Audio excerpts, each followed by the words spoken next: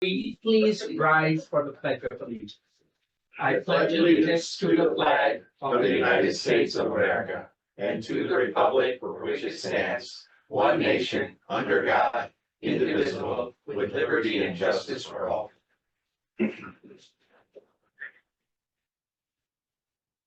Kylie, roll call please.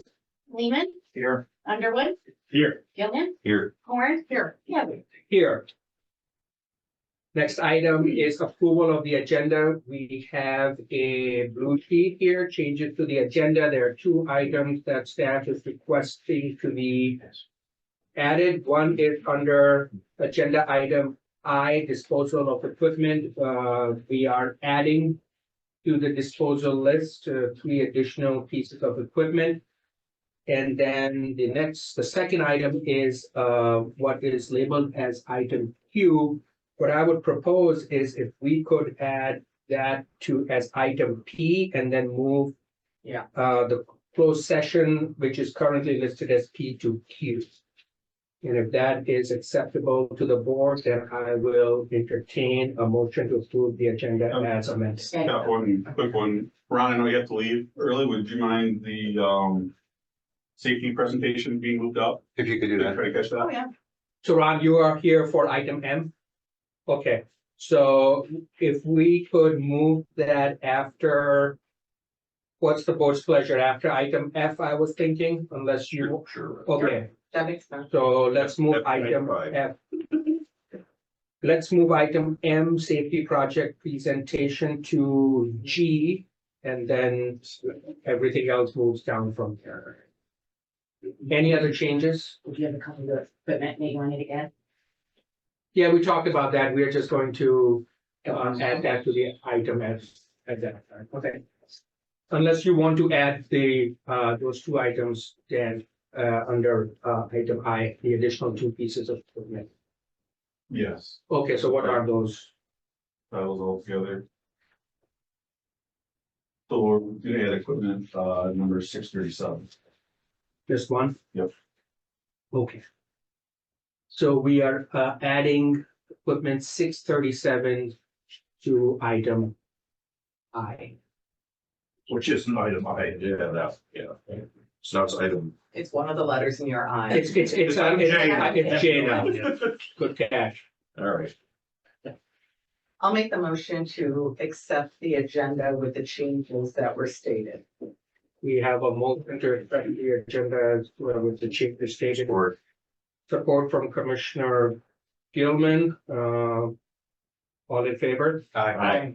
Any opposed? Motion carries. Number 5, conflict of interest. Does any board member have any conflict of interest regarding any item on the agenda? Seeing none, we move on to the first public comment. Is there any member of the public who wishes to make comment at this time? Seeing none, move on to item 7. We have an appointment with representatives from MDOT. Dan Wagner and Jim Johnson are here. Kylie, can you please read the rules for the appointment? Special presentations by persons invited by the board to provide information on a specific item shall be limited to 10 minutes, exclusive of questions. The board shall limit its questions to 5 minutes. The chairperson may, at his or her discretion, extend the amount of time for the presentation, the questions, or both. Floor is all yours, Dan. Thank you. I'm Dan Wagner. I know I've met all of you at some point in the past, some more recently than others. I am the manager of the Traverse City Transportation Service Center for TFD. I've been with MDOT for about 5 years now. I've been in that role for 3. I managed the Leelanau County Road Commission for 3 years before that. And I did Smart Tail there. So probably one of the few folks at my level at MDOT that have had that level of experience with the County Road Commission. So hopefully that makes me somewhat uniquely qualified to serve in that role. But we cover a 7-county footprint, including Grand Traverse County out of our office. We have about 600 miles of state trunk line. And as you folks know, we have a maintenance contract with you. And just wanted to say, I think that relationship has been extremely mutually beneficial, and I look forward to us doing a lot of great things together. Obviously, we've had a pretty mild winter this year, so I would imagine there's gonna be some savings in snow, so hopefully we can maybe even turn that into some transportation work authorization dollars, and maybe even get a few more things checked out this year. You never know. So we were asked to stop in, and it worked out really well. Some of you might know I had a pretty invasive emergency back surgery a little over a year ago, so I kind of a little sideline, but kind of getting back in my normal routine. We were asked to come in and provide a little update about our US 31 project. It's about a $27 million contract award, all in design, real estate, everything else, close to a $30 million investment in about a 2.3 mile stretch of road. Jim Johnson, our construction engineer, who also used to be Grand Sharps County Highway engineer for a period of time. Just going to give a little more detailed presentation on that, but I thought since we were here, I could just a real high level talk a little bit about our 5-year program. It's no secret, our whole industry has seen quite an influence from inflation primarily affecting our ability to get work done. So we have made a few adjustments, but you see up on your monitor, there's our current approved 5-year plan. So I'm just going to touch on a few projects that are coming up that are going to affect Grand Traverse County. Jim's going to talk about our project there on that illustration that's listed as 24-01. That's our US 31 project. So I'll skip that for now. That work had a soft start last fall, as everybody in this room is aware, and it's going to be starting in earnest here in the coming weeks. But right on the heels of that, in 2025, going just west from the Division Street intersection up to Cherry Bend Road on 22, we have a major reconstruction project planned. We're about a 90% design level on that one, I'd say right now. We're going to be holding another public input meeting for that one coming up probably sometime next month. We don't have a date finalized yet. We actually have a meeting with Traverse City staff Monday to talk about that. We're hoping to actually circle a day on the calendar at that meeting. We also have a pretty major project planned in Interlaken. It's shown there as 2501 US 31 on that illustration. That project is basically going to pick up where we left off near Sullivan Road, which is where the Go-Go Squeeze plant is. You go westerly into Benton County to Reynolds Road, just past Reynolds Road. So you drive that stretch, you know, there's a pavement condition transition there, so that'll really basically complete that US 31 corridor all the way down to the Platte River Bridge, just north of M115 there. So we're hoping to put a roundabout at the intersection M7222 with our project there, just south of Garleyville, Elma Township. And we're also looking at a roundabout at South Long Lake and 31 on that interlock. Those hopefully will help substantially with some mobility issues and also some safety concerns that we have at both of those intersections. So other than that, as far as other projects that we have that are going to directly affect Grand Traverse County, the rest of what you see on here, really small projects. We have a intersection improvement project planned at 3 Mile Road. That's the one in red there, the 26-01. Yep. We're going to add a dual left for westbound traffic coming on 31 onto 3 Mile Road. Anybody that drives that corridor knows that traffic backs up there routinely. We're also going to align the entrance to the state park. We've been working very closely with our partners at DNR on that. I was wondering if you get around to that. DNR is actually also looking at some improvements to their main entrance there. I just found out here a couple weeks ago, they actually had an RFP out because Casella called us that they were looking at it. So they're moving into final design for their work. So you're gonna have the two left. Are you gonna maintain the 2 right? Are you gonna share the 2 right as well? There will still be 2 throughs at that intersection. So we had some real estate issues to address there because it's park property and our project is encroaching into the park property. So it kind of threw us down a little bit of a rabbit hole there. So got that worked out. Rest of the projects on this really are more or less maintenance projects. We've got some chip seal, some crack seal. We've got a few carpool lot projects. You know, nothing really too exciting to be quite honest with you. The department as a whole, we're kind of refocusing from some of the very costly reconstruction projects to more, pavement preservation and maintenance type projects. Just trying to stretch the dollar, quite frankly, until another revenue source is identified. We're dealing with the same issues that you folks are dealing with daily. We're just gonna be trying to hold together what we have, so I think it's really good timing. Northwest Michigan has definitely received, I think, I would say a disproportionate amount of money for what we normally would see getting spent in our region and in our current program. And with the completion of these projects here that I just touched on, you're probably not gonna see a whole lot more coming down until somebody figures out a new revenue stream for us, so. Have you at all looked at, in consideration of what we'd ultimately like as far as a crossing and a connection to 31? Have you at all looked at the possibility of a roundabout and repositioning Hartman Road, relocating its access point to 31? We're not looking at that, no. Okay. The departments. Have you been aware that that's something that we've? Oh, sure, Okay. yeah, I sat through all the east-west progress meetings with your consultant. I've been very tuned into that. Kind of our position on that project from the onset has been that we're basically treating that as a permit project. We're here to support you. Yeah. In other words, we find the money or something. Yeah, we obviously don't have the money for it, and the state, I'm not aware that the state's looking to build any new trunk lines anywhere.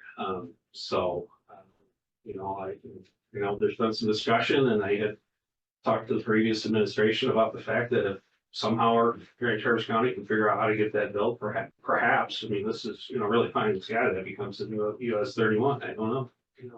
It's no secret when we were going through our public engagement for the US 31 project that Jim's here to talk to you about. A lot of the things that we heard from the community, narrower lanes, slower speeds, more pedestrian friendly. It's a part of the national truck route. We're very restricted in what we can do. As you folks know, we can't just magically re-sign to a lower speed limit without going through the statutory requirements for lowering the speed limit. So perhaps there'd be some interest there on the community's part, but to answer your question directly, no, we're not actively pursuing anything in that regard. So. Any questions for Dan before? And if anything pops in your head after Jim gets done walking through his, I'm glad to answer them. So Thanks. I appreciate Thank the you, Dan. opportunity to come around, and feel free to use me as a resource. Thank you. Thank you.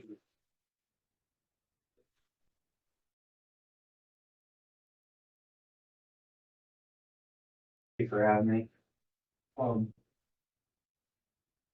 Larry, is it okay if I just tell you when to? Sure. Okay, thank you. So I'm just here to talk about our Parkway project. I just have a couple of slides. I was gonna more focus on what we've done so far and then kind of quickly go through the detour so everyone kind of understands traffic flow that's related to that.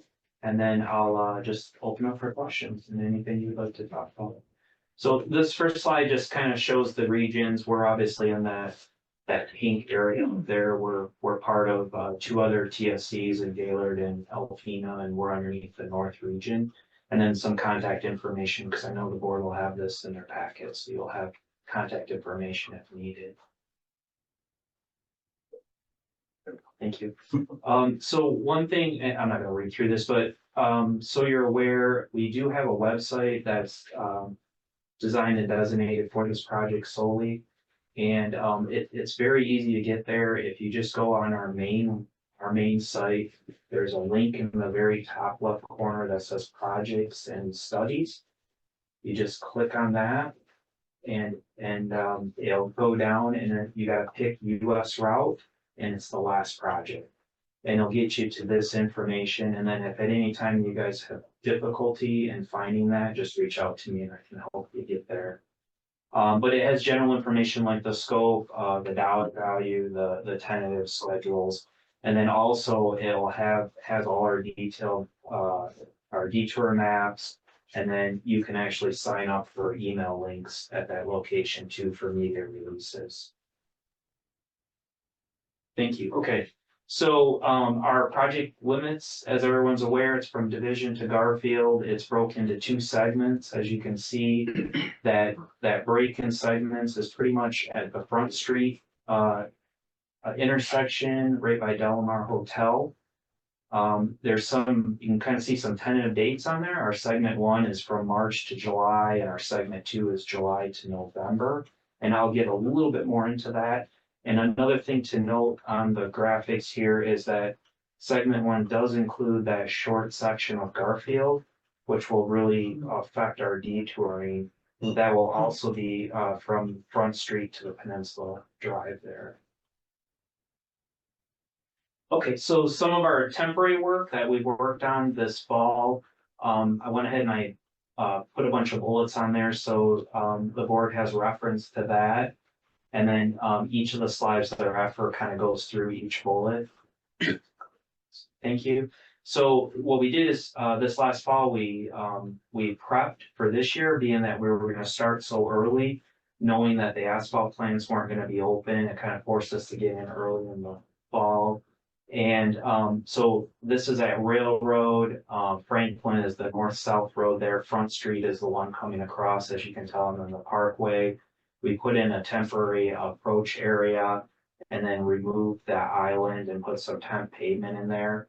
And the reasoning for that, this is the exiting part of our westbound detour lane. We also, you may have noticed also on the Parkway, over by Division, there's been some other areas where the curb median has been removed and some temporary pavement's been put in. That's in preparation when we get to segment 2, some crossing maneuvers and stuff that we need to do in order to get that intersection constructed. We also extended the radius on Railroad and 8th Street. And once again, that's our west, and I'll get more into that real quickly. That's our west detour and leg, and that's to help with commercial traffic and larger trucks to be able to make that turn that's heading up Railroad. Yeah, that thing was always too tight anyway, for anything. I believe the intent is to go back to the way they had it originally. That's the city, it's their streets, so. Okay. And also just to note, there's a couple of traffic signals that you may have noticed that were put up as temporary signals that have been bagged. One's at Washington and Railroad, and the other one's at Milliken Drive and Front. Okay. And before I forget, next week, you'll start to see those lights being turned on, those 2 temporary lights, because we're going to put them in flash mode just so people get used to seeing them, being they've set dormant for so long. This is designating the 2 segments with the commercial detour there, 3 miles south airport. And then this is the one I'd like to spend just a minute or 2 on to kind of describe. So our main, this is focused on segment 1, and that's from Front Street to Garfield Road. And you'll notice there's 2 stages in there. There's a dark orange and then kind of like a dotted line. That dark orange that goes from Penn Drive to Garfield and then also goes from Front Street to Penn on Garfield.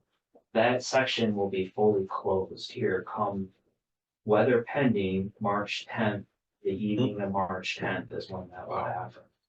And the reasoning behind that is there's an awful lot of utilities, and we've with our city partner, they've contributed around $3.5 million for underground infrastructure, and a lot of that is in that area. So that's going to be fully closed. We'll be working on removals and things of that such the first week, and then we'll get right into utility installation. And then if you look underneath that, there's a bubble there. It kind of gives the time period. So that's starting in March, and our intent is to be done in May. We're hopeful middle of May is where we'll end up on that. And then as we're doing that dark colored section, we're also going to be doing the half part of the section from Front to Penn. So we're going to have eastbound traffic running on the westbound lanes, so the north side of it. And they will go up Peninsula Drive, they'll go to Eastern, to Milliken, and then work their way out on 7231. And then the westbound traffic detour is coming to 8th Street to Railroad. You'll notice that little purple area.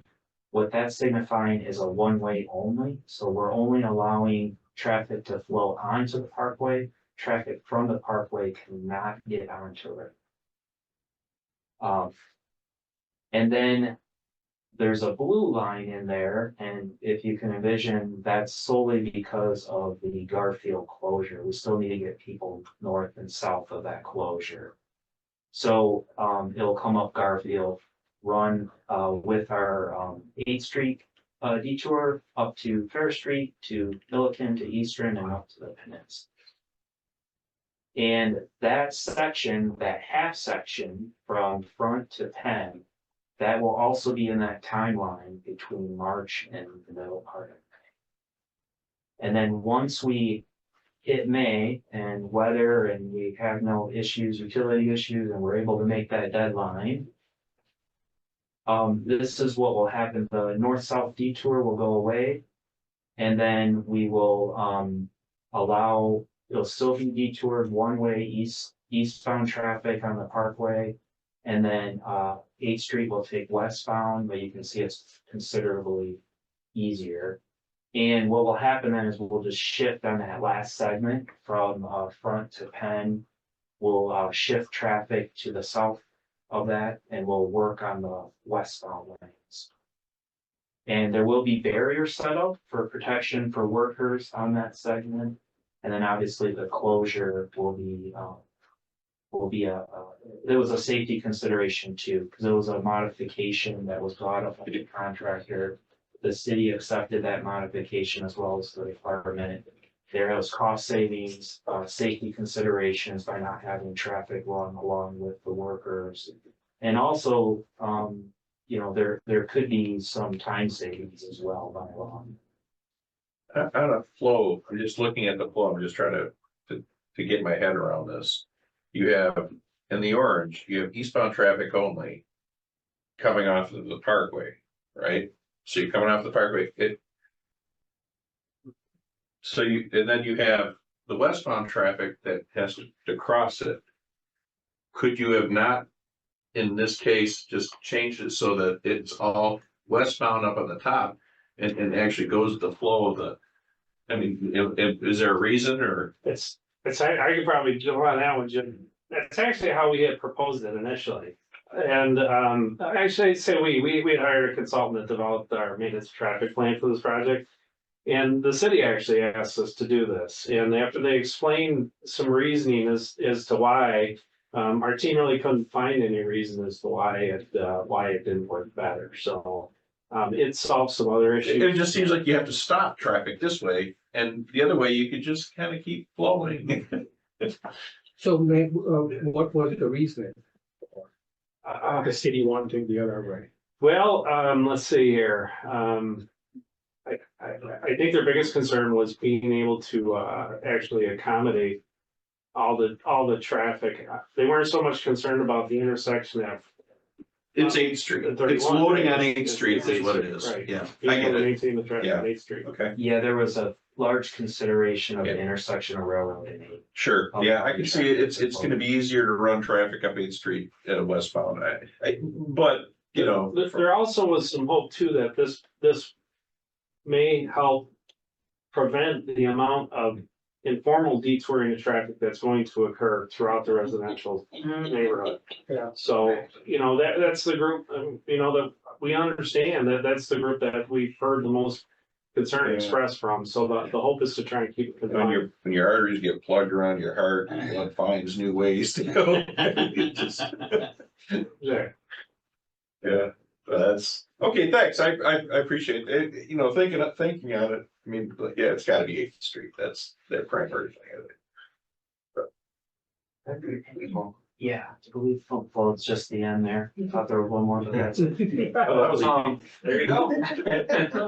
Jim, do you think it's because the weather's been favorable that this is gonna help your the startup weeks? I do. So as I mentioned on the calendar from me, I believe the week of the 26th, which is next week. They're gonna start their signal work, but then the week of that third, they're gonna do what they're calling like a soft start, where they're gonna get their equipment there. We're gonna do some potholing to check frost. We're gonna do some temporary work, get traffic stuff set up. And I honestly believe, based on the weather, I'm hopeful that frost is not an issue, because that's what we were really concerned about. You know, if we had 3 feet of frost, we would just have to walk away. It'd be like digging through rock. And I'm hopeful that, yeah, that we'll be able to get going. And then also there's always consideration, snowstorms, things like that come in. And I think by having that section closed gives us a little more control over that, especially with a barrier system. We can control snow removal a little easier and just worry about it again. Elmer's can be pretty efficient, sometimes, and they can do a little more work more quickly. Is there a problem if, because you have it staged pretty much month to month and people have an expectation of certain months to be down? So Grandview is waiting for the other. If let's say Elmer's gets ahead of it by a month and you guys are like, wow, this is great, all your inspections are good and everything, does it hurt or do you wait? I mean, For segment 2. yeah. It's really gonna depend on the amount, if they are able to get ahead, because we are shutting down, because I was mainly focused on segment 1. Segment 2, segment 1's completion date is June 27th. Right. So we're gonna shut down for the Cherry Festival for that reason, to allow whatever happens normally to kind of settle out. But we're gonna come right back in on July 8th and start segment 2. And segment 2, we're gonna do it in halves. We'll do the south half first and then the north half, as far as the eastbound and westbound. So it's never gonna be completely, It's no, and we'll still have traffic, there'll be only one lane, but it'll be both going east and west. And and so if they get ahead by 2 or 3 days, I think we just call it a wind and we wait. yeah. Okay. But for some great reason that we're a month ahead, I think we would maybe take a look at segment 2 and see if there's some possibilities there. But during Cherry Fest, it's the regular roads. Grandview is gonna be east and west, right in front of the Cherry Festival, or no? Yeah, so we won't be doing anything from Division to Front Street Right, until July 8th. okay, so it'll just look normal and, okay. Except one lane each side, rather than the two. Oh, okay. Well, that will be after July 8th. Oh, that will be after July. So it'll look like Grandview that we know right now. Yeah, it in won't that be area. any different. Okay. And then our idea is just to stay away, let the Cherry Fest do what Right. they need to do. And then My we'll come idea. in July 8th and That was probably the big question, your recent question and answer session. People worried about the Cherry Festival and Mhm. all the activities down there. No, that's been our plan from the start, actually. Jim and I both inherited this project from our predecessors, actually. This is a project's been in the works for about 10 years now. And so that was always kind of the goal, for a lot of reasons. We knew that the Cherry Festival was gonna be difficult, and so that was kind of the goal that we started with when we actually got into the nitty-gritty with design, and it's working out quite well. So, like Jim said, though, there's still things that could work against us that we have no control over, weather, some, global calamity or whatever, but, and everyone knows when you open a road and start digging up utilities, Right. Right, things can happen. yeah, So, that's my biggest concern is on the bridge project, that's what held up all the bridge projects in the city. Is when they started digging down, they started finding those 100-year-old pipes and roads that had been paved over, and it was just extra work. So I don't know how old this stretch of road is, but you don't know what you're gonna find below the ground. The one question I had was in terms of your detour. I'm assuming that's for both passenger and commercial traffic, correct? yeah, so. Or are you guiding trucks a different way? So the commercial sign detour, There's nothing stopping commercial traffic from going into town for Okay. deliveries or anything like that. But our signed commercial detour is 3 miles south of airport. So you have different, okay. We hope if they're just trying to cross town to get to the south or to the west, that they use that or back to the east. But, yeah, as far as limiting trucks into the district for deliveries and stuff, there's, that go. I agree. Or probably semis and larger trucks you're guiding to 3 mile and south there. Any other questions for Jim? I don't know who would handle it. I was a little curious about the 2272 roundabout, thinking ahead, not on this project. I've seen on our roundabouts that when we have some prevailing traffic that's real heavy entering, the people in the next leg of the roundabout have trouble gapping in. And I used to live on 22 by Sutton's Bay, and I followed that 22 chain coming down along the bay. When they hit your proposed roundabout, is it gonna be 2 lanes? 2 lanes. So the inner lane will stay in the circle, and do you feel that'll gap enough to let the 72 traffic actually in? Or is there some other gapping mechanism you're gonna use? Our consultants have assured us that it will work, but like anything, I mean, until it's on the ground and you actually see it, I just see all the trains coming down 72 from the west, and the steady flow of traffic from 22, not leaving enough gaps for the commercial traffic. And I was curious if. Yeah. No, we've had the same discussion, and one of the other things that is a little concerning, about, right now, traffic from that intersection, all the way to Cherry Bend Road backs up on any given day. Matter of fact, 2 August ago, I had to go do some work at the light at Cherry Bend Road about this time of the evening. And I purposely drove from there up to 7222, and there was an elderly couple about my age, walking about as fast as I would walk. They beat me to that intersection. Not exactly, not making that up. So, it's an issue. They've had the M22 corridor task force, and there's been a lot of money thrown at trying to figure out a way to kind of get the cork out of the bottle there so that traffic can move a little bit more freely. And a roundabout really appears to be about the only option. But what it is going to do, it is going to create another issue that now you're not going to get gaps where people needing to make a left turn between, say, the 7222 intersection and Cherry Bend Road will occur. So I'm sure that's going to require some other adjustment that we haven't anticipated yet. So we're trying to plan as many moves in the chessboard as we can to try and address the problems in a logical order. So I'm not going to say that a couple of years from now, I might not be standing here talking about some other new project, but this is the best tool that we have found in the shed to solve this particular problem at this particular time. So Thank you. you're welcome. There will still be the weird Bay Street. So interesting thing, when we went into our first public input meeting, we were hesitant to even hold it because we were so preliminary in our design. We didn't collectively know what we felt was putting our best foot forward. And so we decided, let's just go in there with basically an aerial photograph of the corridor and ask people to tell us what they want. And one thing that came out of that meeting was that all the residents, like in Slabtown, they said, if you close off Bay Street, the only way for us to get to St. Tom's Market is going to be to either go up to Front Street or go to Division and try and make a left on either of those roads at any time of the day, Right. 6 months out of the year.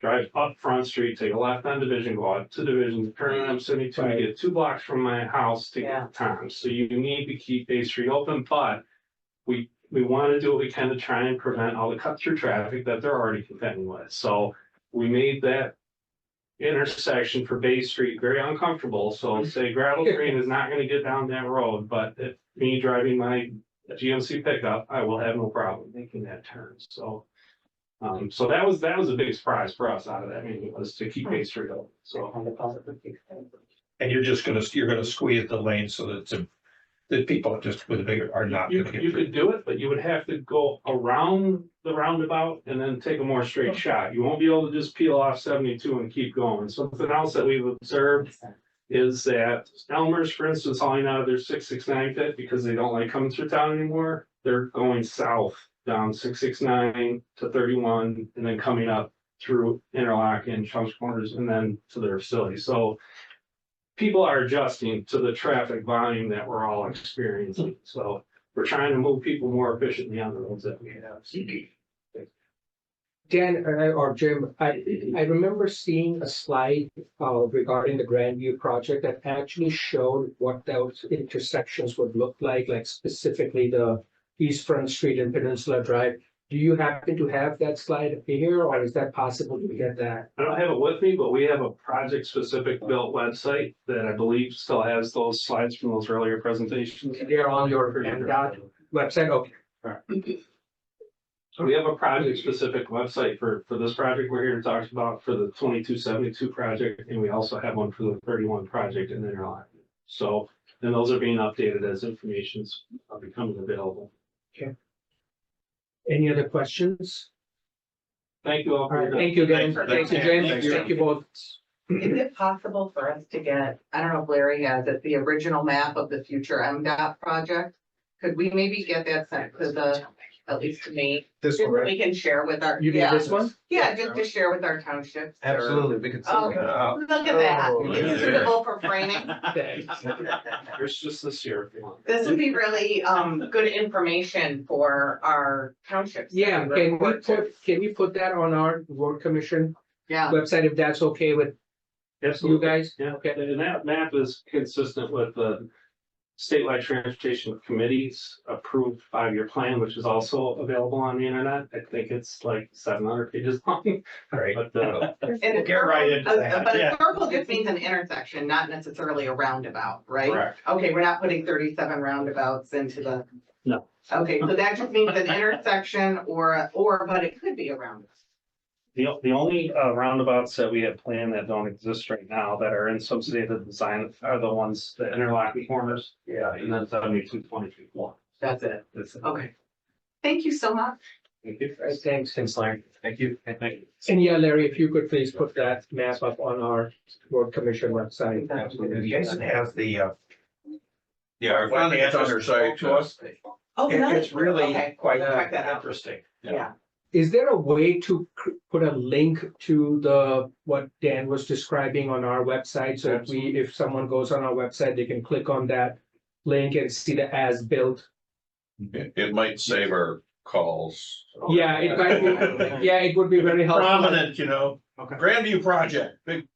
Because I think most people have the tendency to go on our website, even though they're not our road. I think it's our It's our project, so I think if we can put a link there on the main page and advertise it so that when people visit it, they can see and click on it and see what it's gonna look like, that would be very helpful. Perfect. All right, thank you. Moving on to the consent calendar, Kylie. The consent calendar is used to expedite business by grouping non-controversial items together without discussion. Request by any person present to remove any item from the consent calendar for full discussion as an agenda item are automatically prospective.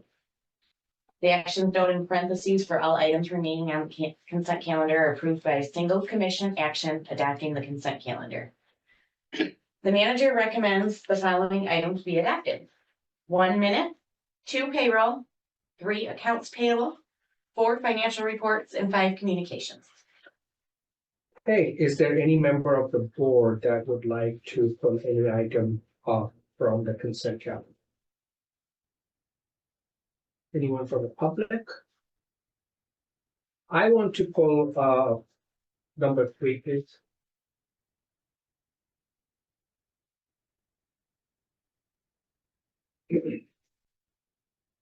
With that, I will entertain a motion to approve the consent calendar without number 3 accounts payable. So move. Support. All in favor? Aye. Motion passes. On our accounts payable, I'm looking at page 8 of 11. I just have a question. Can someone give us an update on what is a status update on the Boardman River Phase 2 BTA work that OHM Advisors is performing? I see a invoice for $22,256.86. And it's described at Boardman River Phase 2 BEA, which I'm assuming is the environmental assessment. And then there is a second invoice for $25,717.40, and that is labeled as Boardman River Crossing Grant Funding Assistance. So just need an update on what work is being done on the Boardman River crossing. I know we have had some discussion, but I believe we have put a pause on that. So is that related to the roundabout design? Is that related to South Airport? What is the status of those two of the work? So, what was the amount of the last, like the EA one? The EA one was 22,256.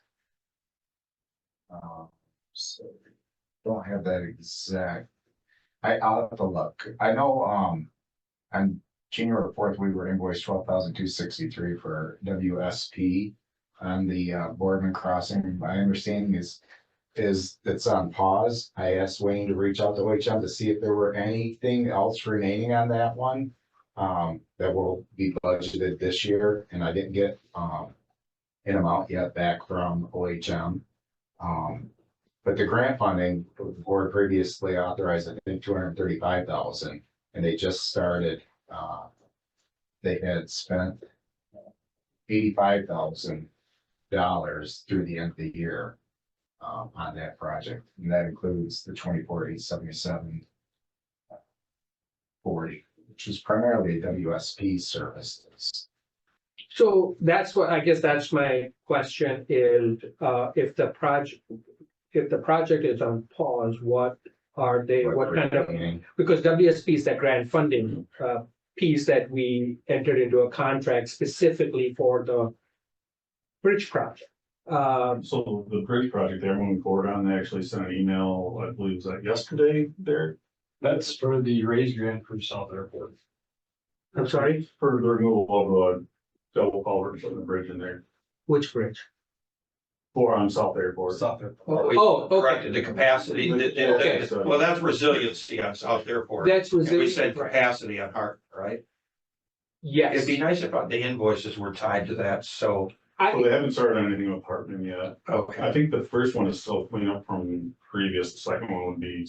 So when we get into the budget amendment, it's my understanding, OHM is going to be giving us a proposal for the Hartman piece. We don't have anything. And they're gonna be Yeah. moving some of our contract obligation then. Well, I pulled it out and we get to it, but we'll be getting a new proposal for this. For the new services. The raise grant is gonna be processed, as my understanding, under this. The grant funding assistance, Mhm. project that we have with them. So are we saying that these two invoices that are labeled under the Boardman River project, that one is for the South Airport resiliency, the South Airport bridge work, but it's being invoiced as Boardman River crossing? Is that what's happening here? Not 100% sure without them in front of me. Okay. I wish I could pull them up, but I'm not. If either you or Bill, if you could please follow up on that, because I want to just stay on top of that. You know, we were very clear that, I mean, I understand that there may be residuals from the work already done, Yeah. but it seems like that, to me, from my recollection, is we were billed for it towards the end of last year.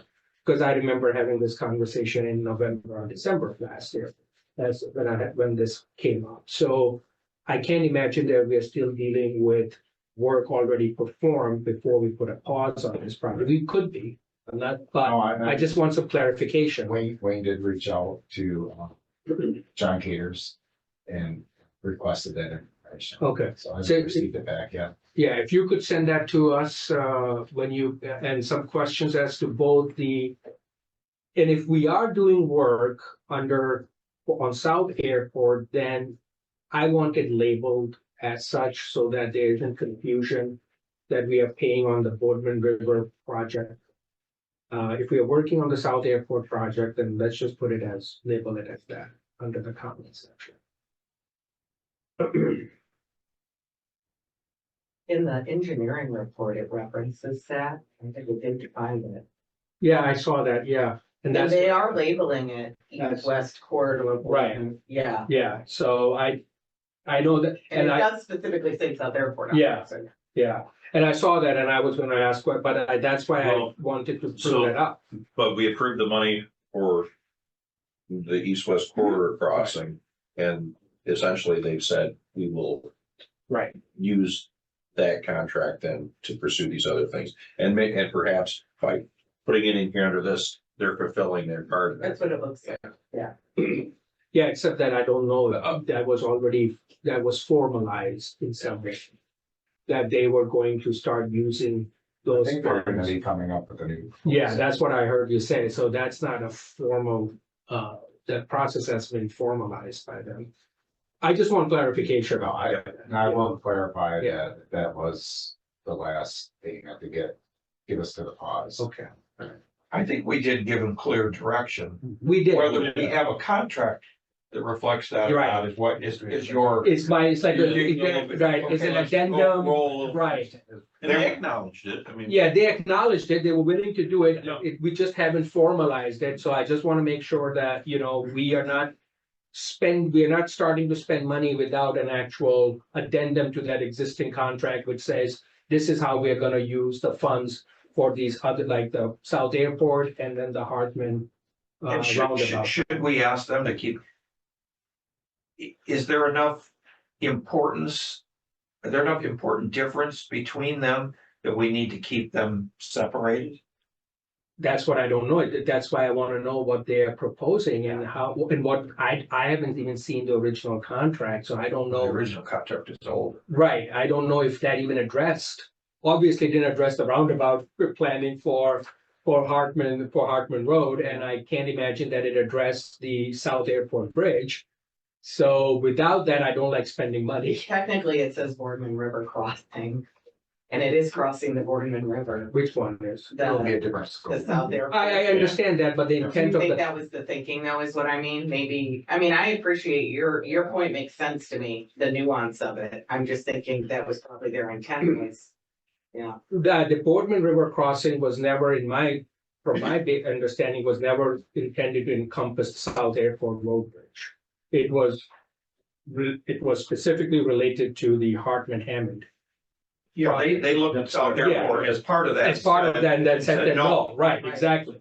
okay. So as far as I'm concerned, when any reference to Yeah. the Boardman River crossing is specific to the Hartman Hammond. Yeah, so maybe different language. Right. And invoicing, that makes sense. Yeah, and South spending money Airport. on a different project without a change in the contract or amendment to the contract also causes me concern. And I think that would be, like you said, the South Airport Capacity Project, Yeah, something like that, right? well, I think with the resiliency project too. Or, Yeah, I'm sorry. Yeah. Capacity on- Yeah. capacity on Hartman. Yeah, I just want that all wrapped up so that we are covered. With that, I'll move to approve accounts payable. And I'll support. We have a motion to approve accounts of payable, support by Commissioner Lehman, all in favor? Roll call. Oh, I'm sorry, roll call. Please. Underwood, Yes.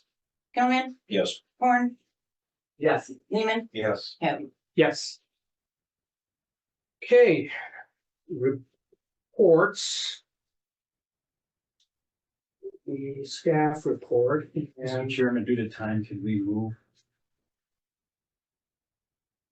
Could we do safety projects before we do? so you're asking are you making a motion to amend the agenda? Okay, Because we have a guest in the audience. so if I understand your motion, you are Can I move the safety projects to our next? as item D? Yes. Okay, we have a motion for Commissioner Underwood to amend the agenda to move safety projects to item D. Do I have a support? Or Support by Commissioner Gilman, all in favor? Aye. Motion passes. Go ahead.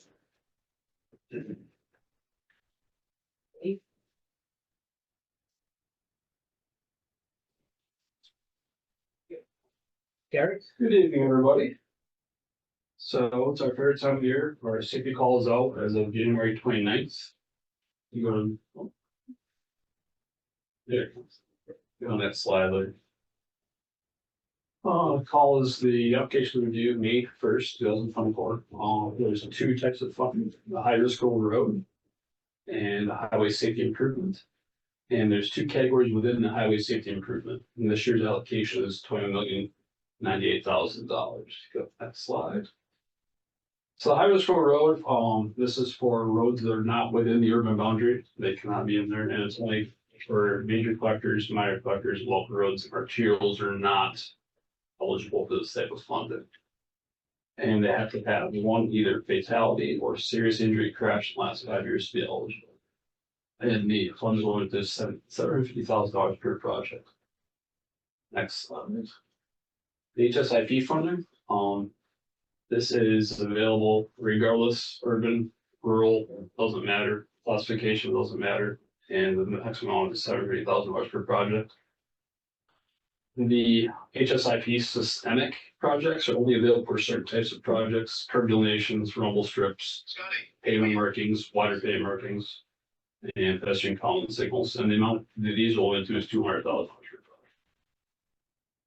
So our first one we're looking at is we're planning our dog bone roundabout on North Long Lake between Straight Road and East Long Lake Road. This would create roundabouts at Straight Road intersection with North Long Lake and East Long Lake, which were separated by a narrow, right now it is a 10-foot median. This was previously an RSA performed in cooperation with Long Lake Township. I think actually it's supposed to be 2021, I believe we performed that. And this is also identified in MDOT's local safety initiative report they provide us with. And we've had 30 crashes. 30 crashes there in the last 5 years. 12 of those are angle crashes, but we've also had 2 serious injury crashes out there. And this is and Long Lake is on one of the corridors we identified. So you have quite a movement coming off the Straight Road onto Long Lake and down East Long Lake, as well as vice versa. So there's a lot of turning traffic there, and there's not, like as Alan mentioned earlier, there's not quite the gap for them to get out of those side roads. So we're proposing roundabouts. Derek, remind me what TOR stands for. It's time of return. It's basically it ties a value associated with an injury or various types of crashes, whether it be property damage only, minor injuries, serious injuries or fatalities. It ties it to that and it calculates that against your estimated cost for the project. And usually a time of return of 10 years just thought to be competitive in this program. And this TOR 6.73 is the 1.4 million. And that could vary. I kind of put a variable in there because I'm not sure how big these are going to be, what they're actually working to do for turn lanes as far as connecting it to businesses as well. So the time of return for the $2 million estimate was 9.12. So would you submit it as at 6.73 or what happened? I would estimate high because they kind of do track that as you go along through your estimate, whether you're still meeting the time of return. So I'd probably submit as at first I'd like to refine it a little bit more, but I'd probably submit it conservatively. So if I recall correctly from the last year's presentation, the higher the TOR, the more likelihood there is to get some accepted. You want a low TOR. Oh, you want a low TOR. So he says he really realistically has to adjust that up before it's submitted. Okay. So it's less likely to be near the bottom end of the TORs. Is that Right now, this TOR would be better than a 9. Yes. Right. Yeah. Yeah. Okay. But when we're being realistic, Yeah, if you're being realistic, you want to go conservative. Yeah. And what exactly is this asking for? When you look at the estimated cost of the project, what is really covered by this type of safety grant? This is just construction. Just construction, okay. And the number you have there is an estimated cost for the overall project. That's for the overall project. So if the maximum we could get there is 750, we possibly could be committing $1.2 million, including the design for this, just rounding it off. Correct, yes. Okay. Thank you. for 5,200 or 5,000 or 6,000 cars a day on Long Lake itself, I mean, that's It's only gonna increase. It's good, exactly. And that's from 2021. And we did talk about, we just heard Dan say they don't have any money for capacity increases. We're Yeah. far down the chain Right. from that. So if they don't have any money, how could we be possibly expected to have any money for capacity? This would make a big difference there, because it's not likely we're gonna come up with the money to make this a 3-lane or a 5-lane. And we Okay. applied for a grant last year for just the preliminary engineering and design part, and we didn't. Yeah, Yeah. that's federally, the other different, it wasn't this program, I can't remember what program. that It was a different program. And I know that you said that we are gonna try again this year, or has that plan changed, or is that still the plan? We're trying with this one. Or we are not going to apply this for the one that we did last year with the federal one? We could, if we don't obviously get this one approved, if not, we could get that as. Why can't we, can we do both? I mean, we get that as icing on the cake, we get this, Yeah. well, the Sure. If we were to have the magic money sometime in the near future to widen this road for capacity, does this design hurt that possibility? I mean, it could, unless, I mean, if we build a 2-lane roundabout, which I would highly doubt we need here, but. I mean, it could, we could have to widen the roundabout if we were told widen. No matter what, doesn't it have to stay 2-lane? I'm gonna go to the right, I'm sorry, bad directions, to the right of the picture. Twin Lakes Camp and all of that is right there, Correct. and that's never not going to be a 2-lane road down there, No, isn't that it? would be very difficult. to Right. build, but widen. So regardless, even if we did widen, just say we could widen this road and make this super highway coming in, that part would still have to Right. go back down to 2 lanes. So, yeah, we have to Okay, merge that, how 2 lanes come out. so we could conceivably widen this road coming into town and then like make it go back down to 2, and there's roundabouts in Twin Lakes, You right? could, but it still doesn't really solve your issues of people getting on and off Straight Road and East Long Lake Road. I think if we do this, though, you could think of anything west of this. Yeah. In our foreseeable lifetimes are not gonna have any extra lanes. Okay. No, yeah. To the there's- east? Right, Of Twin Lake, yeah, because there's that drop there. You're Right. talking some large Yeah. geographic features. you Right, know, exactly. Yeah. So this would be a good thing for sustainability, like moving forward, this would not be a design that precludes something if we Yeah, I accurately mean, got I the mean, money. for thinking of widening it, which probably is never gonna happen. but- Okay, So it's not, in other words, it won't get obsolete, like, No, I don't that's what I think was so. worried about. yeah, I don't. We're ripping up the If roundabout. we were to go to design, they would forecast out 20 years to see if our volumes will still need a 1-lane or 2-lane. Mm. What about rerouting, East Long down through to connect straight with straight? Where would you route it to? You're gonna tear members up?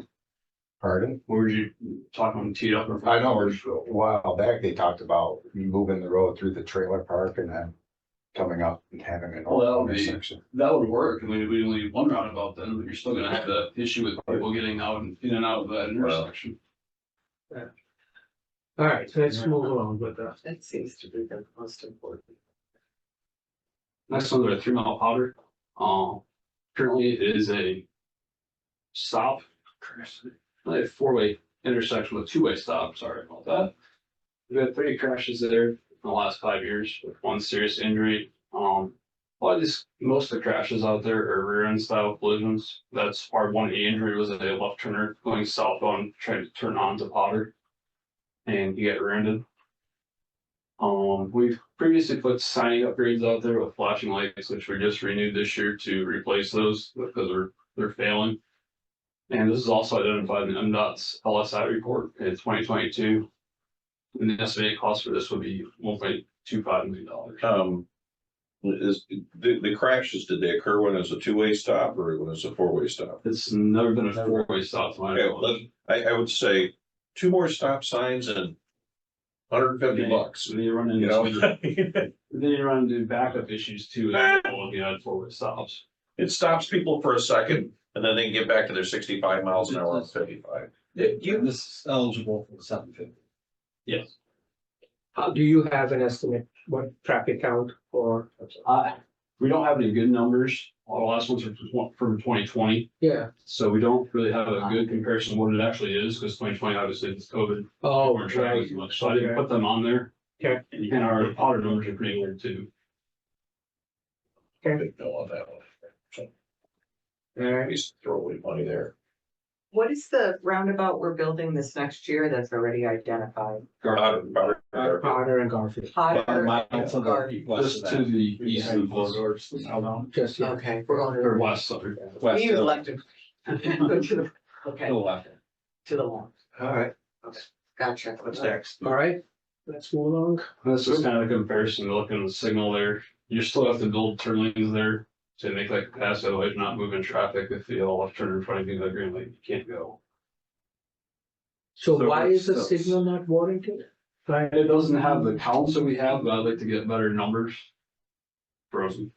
so it's not that it's not warranted, it's that we don't have it sufficient. We have counts, but the counts we have, it doesn't warrant it by those counts. Counts from 2020. 2020, I think Potter's from 21. So signal is still 750. Yeah, and then it's, I mean, more, that's just the turn lane, you probably want to overlay the road afterwards, so it's all same pavement. Roughly the same price, okay. Oh, All right, The last one is our, mess out there at TC West. This, we actually talked to the school end of December, early January. They have a report the millage this year to hopefully start their improvements inside the school, and they're looking at adding a one entrance onto North Long Lake instead of having two. are you talking about the ballot proposals, the bond proposal? I think it's a bond or millage. Yeah, I think, okay, it's the bond proposal, okay, that's what you're referring. For this one, we already have all the turn lanes there, and just simply putting a signal. So this is dependent pretty much on the school being able to get that bond proposal passed. Yeah, so we want to be a little flexible with it. We're not sure, we kind of discussed this internally. We're not sure we really want to go with this program. That allows us some flexibility so we can kind of gauge ourselves on their schedule of when they're actually going to make their improvements to their facility. Are these the three you have for us here? Those are the three. Yeah. I like the straight road, North Long Lake Road, and I personally don't think we should spend any time on either of the other two. And our staff doesn't even like this one. I think we should apply for all. Oh, I'm not. Too much, it's too much time. That's fine. That's, so on this one, I want to be clear, on this project, it all depends upon TCAPs, A, getting the bond proposal passed, and then B, reorienting the internal circulation. Correct. Without any of that, we Yeah. can't do any I will work. firm that up with them to see if that's something that they have in mind, if they actually have to have that ballot proposal to proceed with their work. But here's why I asked, because I believe it was last year when we actually talked about this intersection and we had the same discussion about that it would only work if the internal driveways were reoriented.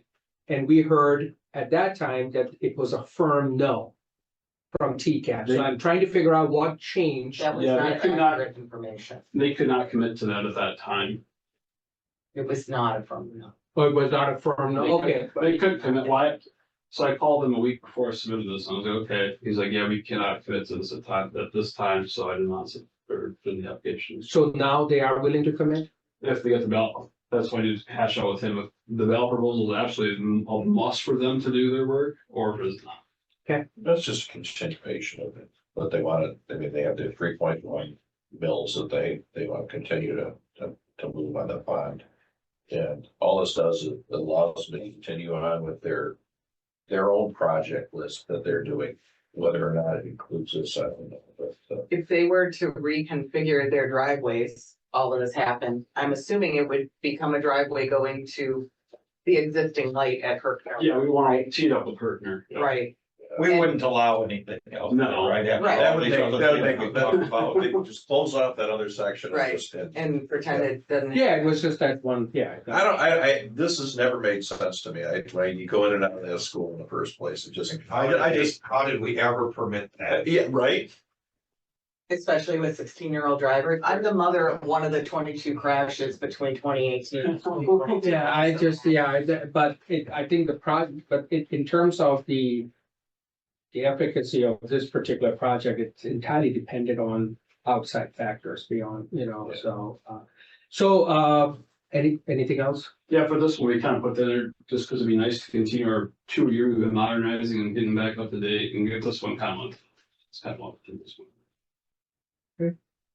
This has a return that they don't look. We're borderline there, we're close, but Is that it? that's it. That's it? I think you got the next slide, maybe. Any questions? Okay. Oh, Our there is RSA.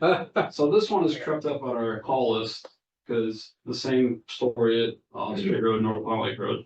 Traffic on Great Road does not have the adequate gap to get onto Cedar Run for walking stand, peak hours and afternoons. And it doesn't really have the crashes to support a safety project at this moment, but putting a RSA in can get you points on your application. So we've proposed doing a RSA. Well, the thing with this project is that this intersection has the potential to become very busy based upon the projected development that's going in that area right there. So, Yeah. and right now, already from 2021, we had 6,700 vehicles per day. On Cedar Run, 6,300 on Gray, and that's from 2016. That doesn't even take into account the development that's happening at the intersection of Gray and. And that's a good point. You got another several hundred Yeah. people there now. Yeah, When stuff happens on 72, this is the route they take. yeah. So at a minimum, an RSA is needed Yeah. there just Yeah. for future planning purposes. Yeah, I'd support this. for Yeah. sure. The audit is where they come up with ideas for what would maybe like a roundabout or a traffic signal. Correct, they look at your crash history and see possible countermeasures to overcome those and kind of propose different ideas to you and give you kind of the outline for, like I said, planning purposes. The thing is that based upon the configuration of that road, apparently from what I've been told is that the only measure that works is a roundabout, because if you put stop sign or traffic light, people are just there's gonna be an increased rear end crashes because people slamming on their brakes. It's a curve, the people on the other side, they're going down from the Yeah, I hill, tried that a lot. down a hill. I think to use the traffic light there, I think that's crazy. And the times, They can use, or you said. there's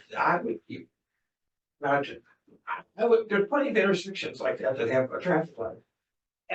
I'm just. That's like a lot less Yeah. possible, Yeah. but what this will do is give us some ideas. Give us ideas, right? right, So they exactly. come up with ideas. Yes, they come up with on it. ideas. I don't see if a traffic light costs 100,000, a roundabout Yeah. costs 1.3. I was gonna say, how Why is a can't we- roundabout a lower time of return? Because actually, traffic was increased rear end crashes. So it's taking that into account. And plus the signal actually has turn lanes in it too, so you're looking at roughly a little bit less cost on the signal, but not. Well, definitely that's thanks for the signal. Yeah. Because the signal's 400,000, Right, you know, put turn lanes in, you're adding, a couple hundred more thousand. right. When they do these safety audits, is it isolated to a bubble of just safety, or do they look at other factors like the geography? There's a house there. Yeah, that'll be considered. in that. That's considered in it, Yeah. okay. Acquisition of land. They won't go as far as that, and they'll kind of say, hey, here's your problems, here's possible fixes to this. They won't go into the deep dive into the property acquisition. Have we had any roundabouts that are less than $1 million yet? I don't think so. I'm just saying. I mean, even just a three outlet, and then clearly, I don't know if Spectrum still owns that property or not there. I think so. Procedurally, when you do a road safety, we submit an application and it's approved by MDOT or by the state, Correct. and then they give us the funding for Correct, that. yeah, let's go to proposals and Okay, pick their all right. list with the funding that they have. Anything else, Derek? TR is the one that's gonna pass this. Yeah, the TRs are after either one of these. The TR, well, but they're not, Only the first one seemed very close. the The purple we saw. yeah, right. Which we've had some issues about having our engineers too committed and too spread out. We have trouble with these special assessment districts because in construction season, we have too much to do. I hate to see them do mate work when we don't have time for it. let's concentrate on the stuff that we have a chance for. And that when we're spending their valuable time, let's at least have a chance, not just a dart. Well, we have to do something because 3 Mile and Potter is a situation waiting to happen. So whether we do this or whether we figure out how to widen out clear zone areas, I don't care. But that's a problem waiting to be happened. So we'll get into that discussion. Is there any more to your presentation? Nope.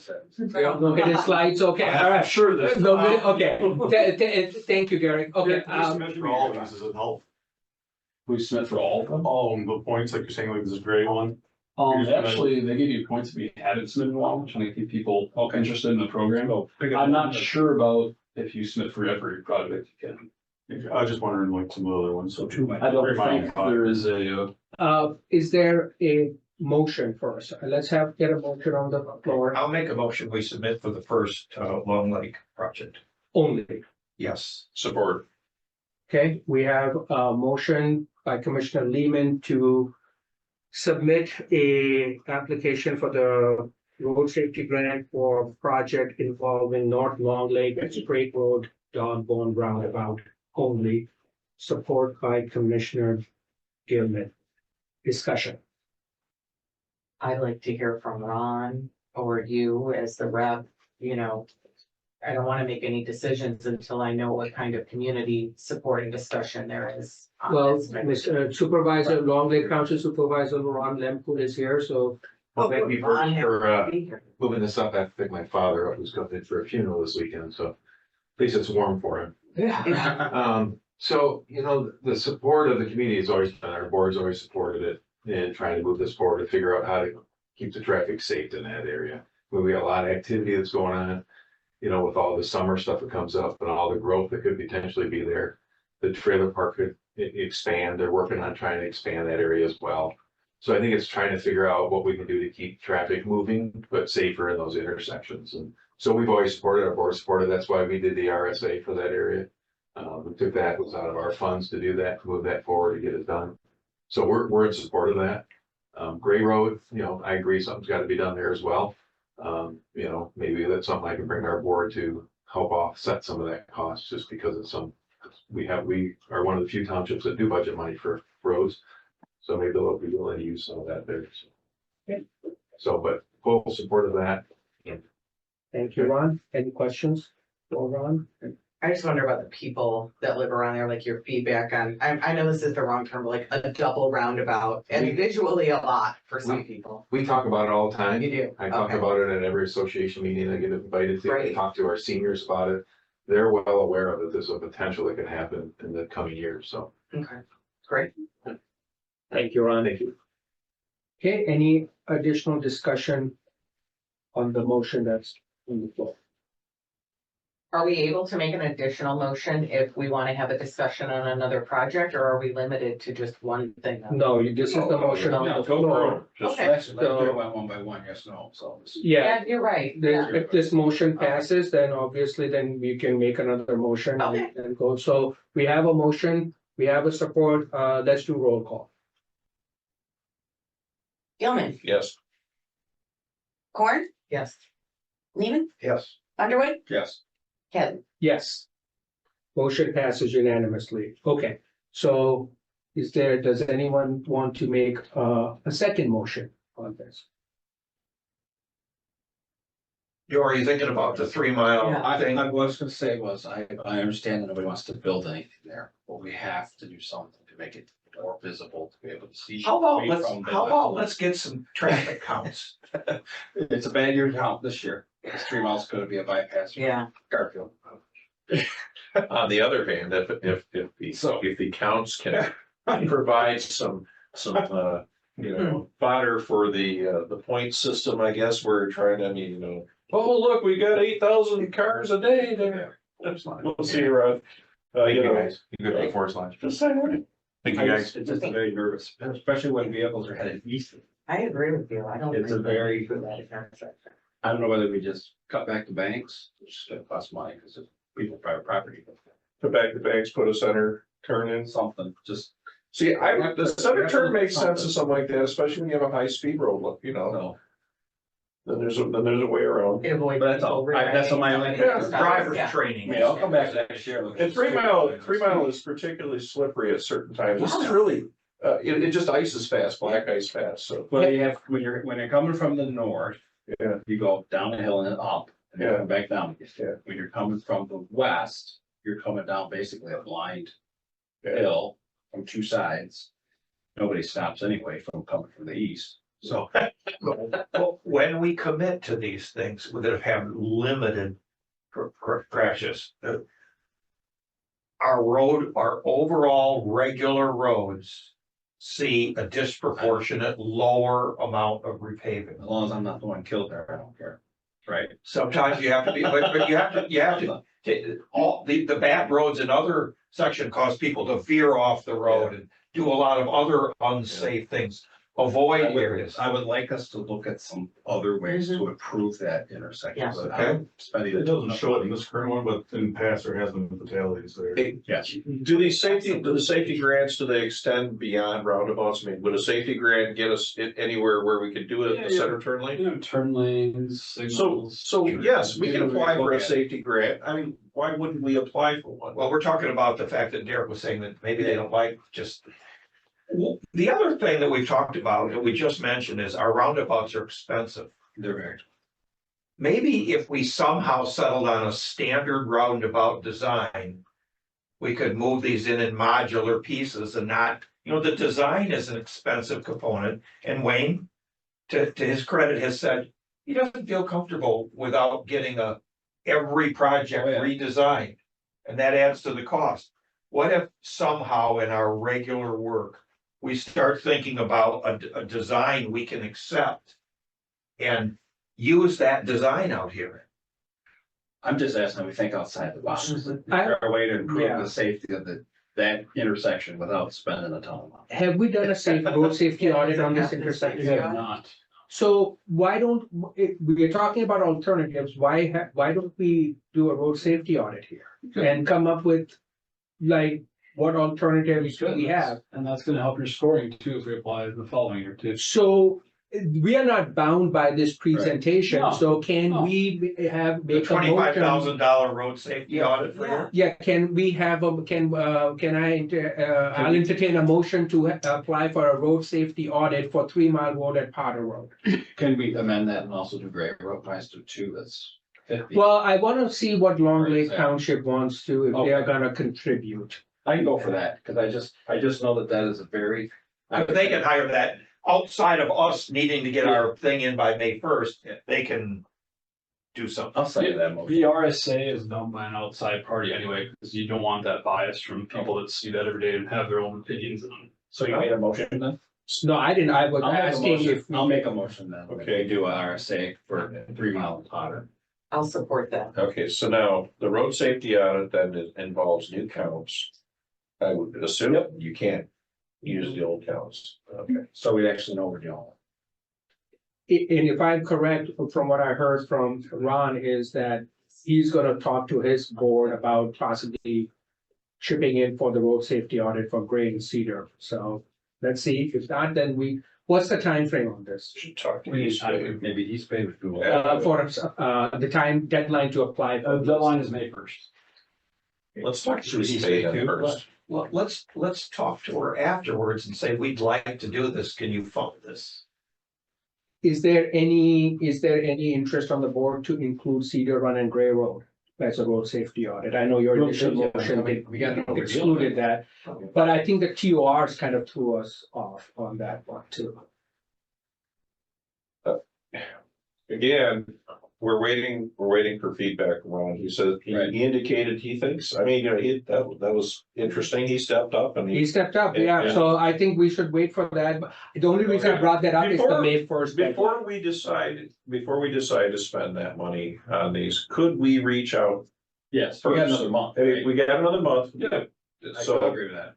and we're gonna meet at least once or twice before, so. But they know now, we want them to work on the Long Lake and Straight Road. Oh, yeah. That- That one is, yeah. Another thing, That's happening. We're just trying to figure out these other issues. We've already bought property for that. We know where we're going. So the motion for the And I can motion, rescind that motion if. are you gonna withdraw? I'll withdraw the motion if we're gonna talk to the township I can withdraw about my helping second. us. Okay, so And then we'll come back in March and. Commissioner Underwood has withdrawn his motion with the understanding that we are going to approach East Bay Township and Long Lake Township and find out what their interest is in funding for the sharing the funding or 100% funding. Okay, great, thank you. Thank you. Okay, now we move on to what is now E, reports.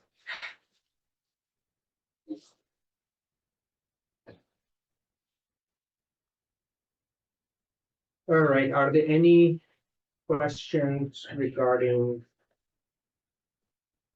the reports? We have, Dan, or did you want to talk about the reports? Okay, It's okay, you're right. I have a comment, okay, maybe not a question. Towards the end of the report, Dan has a section with township projects, and the very last one says Zoo Road in Grant Township. mhm, And Larry and I were at Grant Township on Monday night, talking about this thing. He probably has a lot better, information than I do, because he understands more about it than I, but from a board member's point of view, that was also there last year when it was discussed. I in no way want to go into details, but I don't believe that they were, it was very straightforward with them in the last couple of years. And I think that they feel like they have been misled or have not had follow through from the road commission that they thought they would.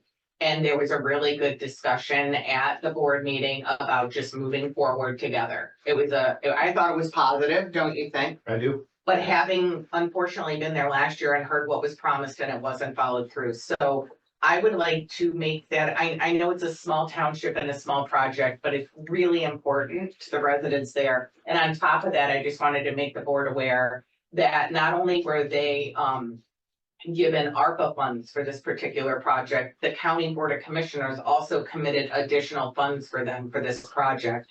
And as you know, those ARPA funds need to be spent. The county funds are a little questionable, but it's got to be pretty soon. And they, of course, have one of Doug Moyer, the supervisor, one of his biggest questions was, and this likely would be for you, Phil. You know how we have that money that's set aside for townships every year? And they were told that if it gets to year 3, that we pick the project and they don't get a say, and we are now in year 4. And they wanted to know what we could do to work with them and if those dollars were still available. So, And I worked nothing with were. Doug quite a bit. I Yeah. apologize I didn't make it out to that. Oh, that's township okay. meeting.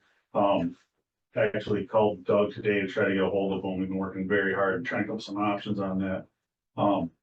Not throw past management underneath the bus there, but they made some really big promises that we're not able to fulfill. So I've been working with staff very hard, and I think we came up with a really good option for them. Oh, good. We go out there and do a wedge, like a quarter crown, try to get the security in, and then do a chip seal over that.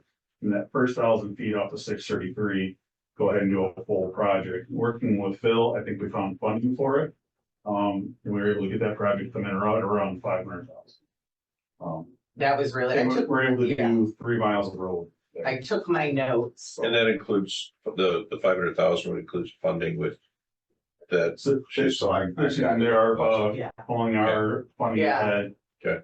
So. There's a lot of people excited about this project, and I think not only is it an important project, but I think it goes a long ways in goodwill and working together with our communities. The other question that the supervisor had to do with his question, sorry, I have all my notes on here, on the 25-75 split. They kept reiterating, we don't have the kind of money for 75% of projects. And that was a really important point for them.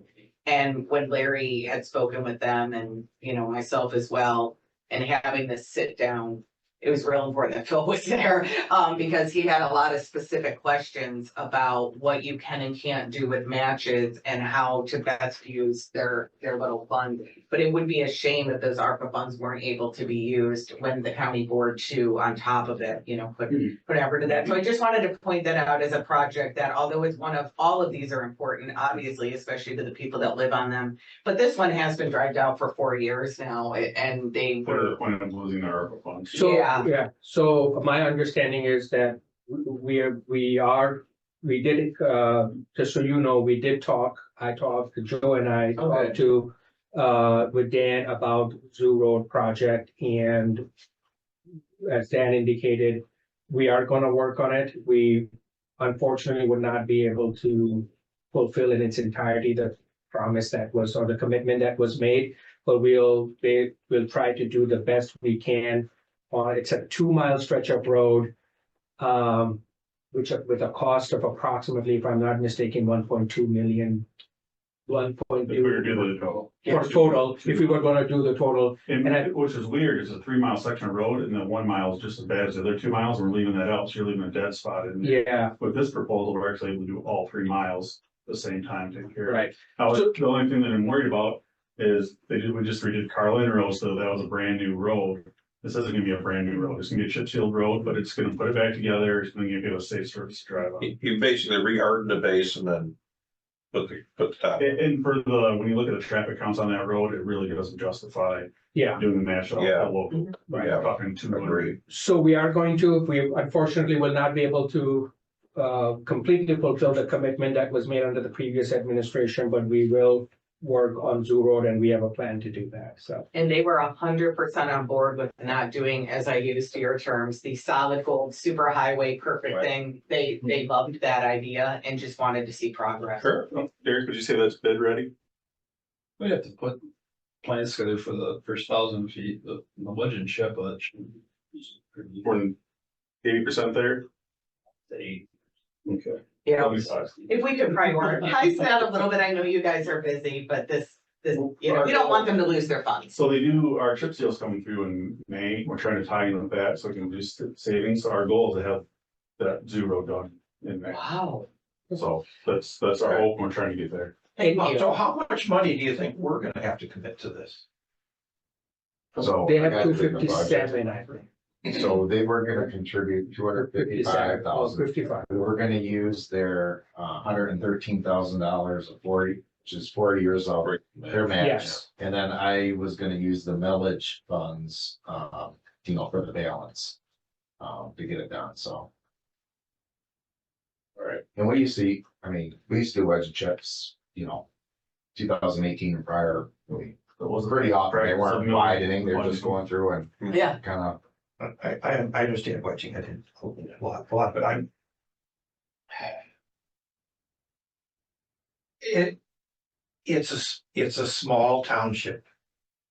And the road has really, really light traffic. And we've improved we spent a huge amount of money improving two primary roads out there. Way disproportionate Mhm. to the amount of people it benefits. And I drive through Grant Township all the time, so it probably will benefit me. But I think the squeaky wheel here is getting a disproportionate amount of our money. I don't disagree with you on the traffic count on this road does not justify the expense. Where the difference lies is that unfortunately, the previous administration made commitments in writing to them. Well, I think the previous board has made I'll go back all the way to 2011. I don't know about the board, but 2011, the brochure that got put out for Lakeview Road in Five Lake Township.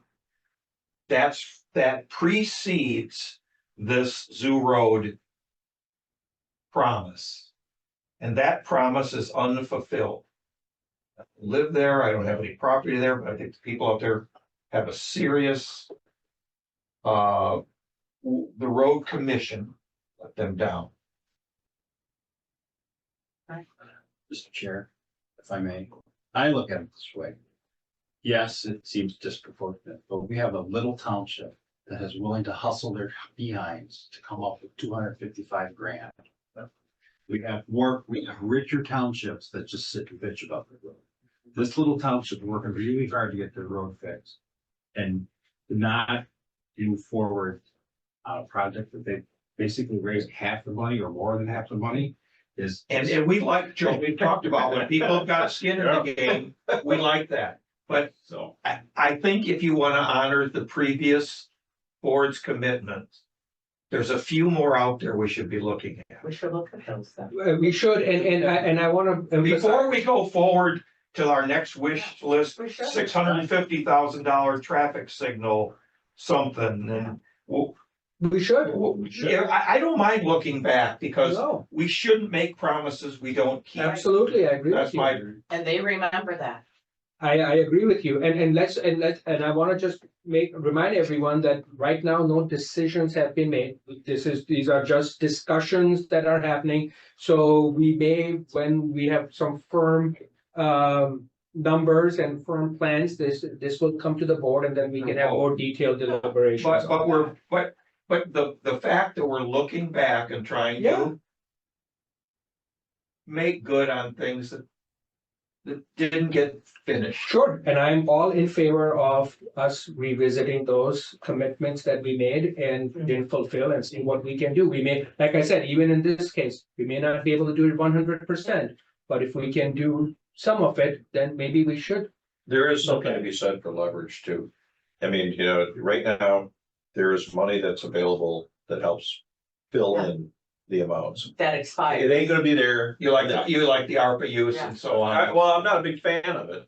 I'm not a big fan of it at all, but it's there and it's already, it's earmarked, but it's unearmarked in another, you know, before too long. Yeah, I'm not sure if it's earmarked. I think if, let's just say if this project doesn't happen, I'm not sure if Grant Township cannot use those funds for some other need in the township. I think they can.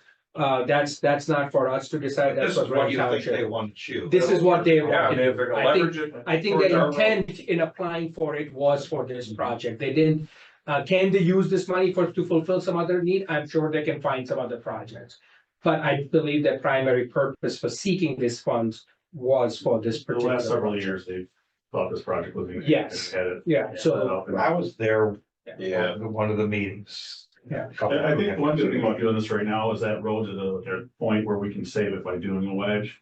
If we do nothing, that road is gonna deteriorate Yes. to a point of not being able to save it. You're gonna have to do a So- full crush and shake. Kind of a preservation project as much as anything. right, I want to move along. We have a long agenda and I don't want to get caught up in a project that is not really in its final stages. So if there are no other questions regarding the reports, we'll move on to item F, commissioner updates. Does anyone have any commissioner updates? Do you want from townships or do you want from meetings we've had? Whichever whatever you want to update us. Jason and I met with the engineering staff and Dan and Phil joined us about special assessment districts on Monday. We have some ideas that we have sent to the policy committee. Through Dan, you probably don't have any. No, I'm like, It's coming to you. okay, it's coming to say. It's Yeah, actually- let's, Kylie's been looking for some dates. She's gonna be reaching out to you there. okay. We were the engineering staff, was very accommodating and was willing to consider new ideas. Derek, did you guys drive out to Jefferson? we did. Okay. And we have this problem with Jefferson. Where is Jefferson? It leaves the city limits going west like It's an Randolph orphan, does. it's an orphan road. And it's goes up and down a couple of times at dead ends. It's in really bad shape. They have a special assessment approved, but it turns out our initial guess to them was so far off. The special assessment can't be used in its form after they've already petitioned and done everything. Off and less downwards off? Oh, sure. Of course, we got, that would be the only silly question. So now, Okay. so now, based on the fact that they have already approved they'll pay for some of their road by a squeaker. and they want to do it. The engineering staff is looking to design ideas they can do to meet the neighborhood's expectations. And I was hoping that when we change the scope, we could get it back down into their special assessment district approved budget and go ahead and submit it and go. But I dream a lot about that stuff, so it might not be right, but they're checking the scope and reviewing this with your visit, right, Derek? Yeah, the scope wasn't, I mean, too crazy, but some of the prices that were threw out there were way lower than what we're getting back. Or especially like a road like that where it's gonna be limited production, they're not gonna be, getting numbers we get like out for paved Hammond as far as asphalt per ton. Is it, how old, how long ago, how old are those initial numbers that they I are? do not know, I just found the estimate and. Just last fall, just late, very late last That fall. wasn't the issue. Jim, right. That wasn't the issue. That was not the issue with this one. So, We're still doing. but our policies that, in our policy manual for the engineering staff say we're gonna build these things all To a to specific. a specific, Right. and what we're considering and what Wayne has brought up is this is a perfect example of something we can adjust. Right. Yep, okay. And they're gonna work on that. That was very good. I did meet with Peninsula Township also, if you want. Township to now shut up. I talked to them about dead end, our road dead end right of ways within the township, which they have some problems from. The board members have called me and asked about our roads, right of ways. I spoke to Dan. He was nice enough to arrange a conversation with Phil Henn about it. He clearly explained Michigan law to us. The township had already got some things that were exactly Phil said to him. I said, we're willing to work with township policies within the state laws of how to deal with our road ends. Mm-hmm. Mm-hmm. And they have a couple of problematic road ends where they're not platted Mm-hmm. and the neighbors don't want them used as parks and people have taken some liberty. The township is gonna work on some policies so that they're legal uses for what the state legislator has intended them for. Mm-hmm. Yeah, I know that some townships, Roscommon, they actually have put up as simple as signs which identify what activities are permitted at this road end, because they're defined by case law. Right, pretty clear case law, Very right? clear, very established and very clear case law that there, and so we actually had a case actually on the right to establish those signs, and in Roscommon County, there were a lot of road ends, and they put them all over the place. Now, Bill did inform us that the Great Lakes are different, that some of it, They are, than the inland lake. They So are, in this particular case in Peninsula Yes. Township, the opportunities for the public are different than they Yes. might be on inland lakes, which have Yes. some riparian rights and Right, stuff. yes. And the Great Lakes We are not. property owners don't have any, but we had a nice conversation. They're involved. They're almost applauding and clapping that we're looking at Bluff Road again. They've tasked their engineer to spend a little money to come up with a new proposal. We've had some funding ideas. We're open to new ideas and we're trying to tell them that. thank you, any, Yeah, that, in fact, that last bluff, I mean, that was another one of our subject pieces from our meeting with the engineer and the management manager and seeing if there's something that can be done. That, it different way of making it happen without the great expense. Again, we'll see about all that. Yeah, I mean,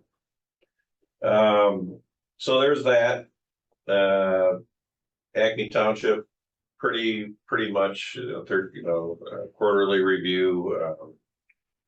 I just gave them an update on what we're working on, some of the things that, that might have been in the paper and, give a little bit of, overview on that. And then, we had the supervisors meeting, here. And, I guess I was the only one at that one. The paper may have misquoted a little bit, but it was, I mean, there was a lot going on there. I mean, there's a lot of people, they have a lot of concerns. And I think one of their biggest concerns is the SAD procedure. But also the sharing actually is as much as anything, that the cost sharing. And so we're gonna be working on that in our meeting that we had here with the engineers.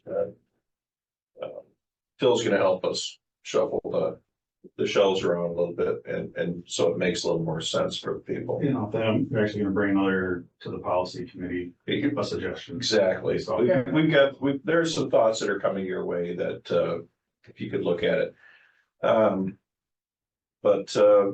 But yeah, I mean, the media was there and well, what they were looking for is the media, at least what they were looking for. Got an interview. Yeah, yeah, There you go with that. yeah. So Is that it? that's about it. All right, Yeah. Commissioner Underwood. We got Mayfield Township was very thankful to get their final bill for the road. I sounded like they were surprised it was less than they would expect. Yeah, that's right. That's right. Really happy. Also, it's not really our road, but it looks like Mayfield Township's gonna help pay for the flasher lights for, is it St. Mary's? On 113, is that? Yeah. St. Mary's, Mary's? yeah. I think that was our first meeting I went to was with you down there, and they brought that up that nobody had worked And on it that. sounds We like they got a price from definitely them, trust the and they're just trying to figure out how to pay for it, so that's good for them. Paradise was very, I mean, we had wonderful things at Paradise Township, or said it was the evening after the event with them. Yeah.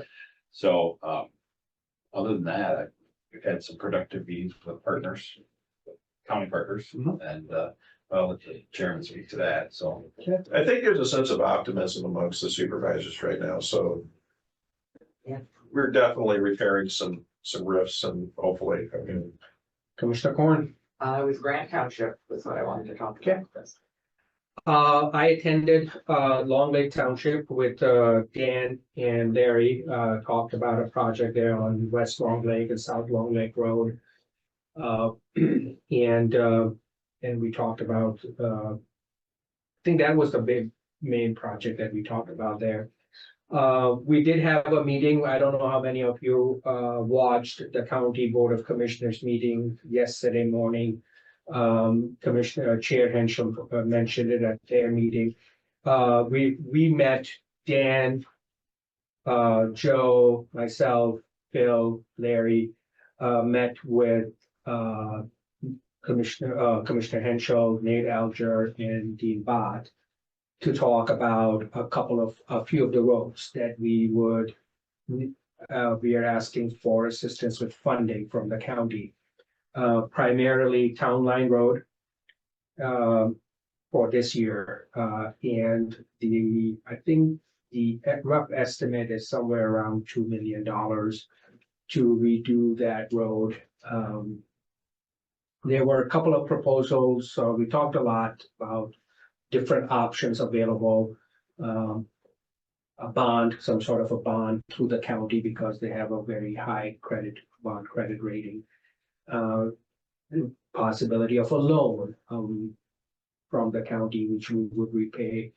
And also possibly like a increase in the millage. The county was receptive to that. I think where we ended up with was they were looking for some firm numbers from us. So once Phil is caught up to speed with closing the accounts, which I think he's kind of coming very close to that, then he'll work on getting some firm numbers for Town Line Road and some numbers regarding if we were to do a loan. I think we talked about a 5-year loan, what the repayment may look like. Seemed like that probably may not be a feasible option, but we were going to just use it and still run the numbers on that. We did not, I know that we have talked at the board level about Frankie Road.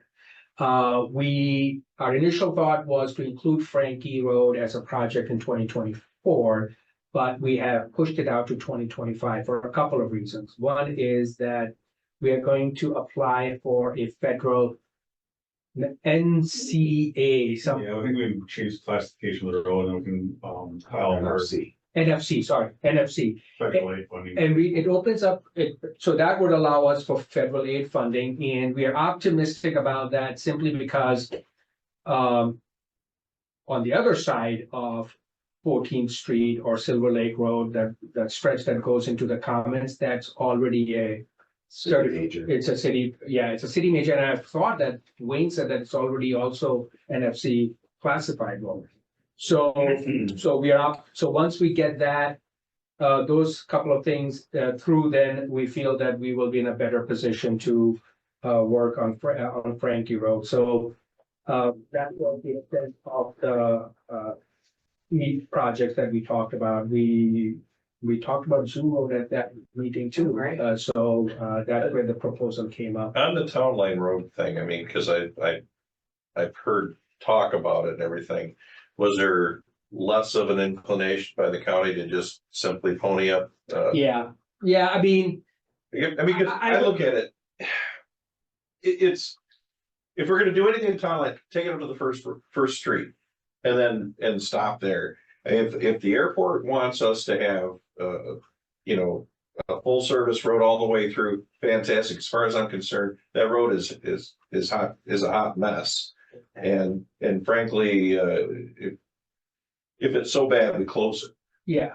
Okay, I mean, it's not necessary. It might be a good backup road but I think the primary consideration for doing town line this year is because of the 2025 project on 3 Mile Road. That's in our anticipation is that a lot of the traffic is going to get detoured through Town Line Road, and its current condition, it's just going to deteriorate. it wouldn't make it as it is. As far as the county, I think that, like I said, the county was very receptive. If I understood your question, you're saying if they would just pony up the entire $2 million. That'd be great, yeah. That would be great. I'm not sure that, I think I don't think there's much of an appetite for that. But they are willing to, and if you heard, yesterday, if you watched yesterday's meeting, when that was even mentioned, one of the commissioners was very upset. Well, I wouldn't say upset, questioned why we are asking the county for money and why we didn't adequately plan it within our budget if we knew that we were going to need to work on the road. So it's not a slam dunk by any means, and we're gonna probably get a lot more questions about that if once we get to that point, because there was already some pushback on us even coming to them for assistance, because the idea being that we should have planned it, and that's on us, that we didn't budget for improvements on that. So that's my update on that. Item, Do you mind if I forgot one thing? Quickly, We had a please. committee meeting. Yeah.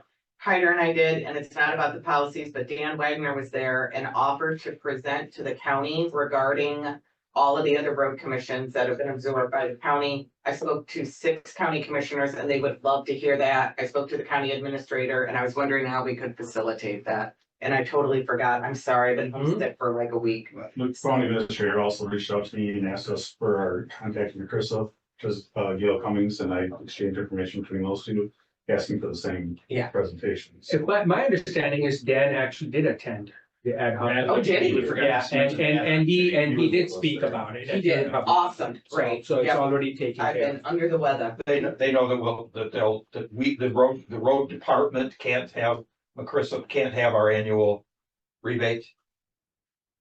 They were. But I think Phil's putting numbers together for him. Yeah.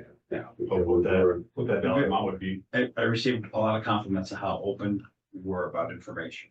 I've received a ton of information about how open the road commission is to the county. You want to know, here's the information. Anybody who wants to know. The citizen, if somebody from Brook Drive wants to drive up here and ask, we should be prepared to Absolutely. answer their questions. So.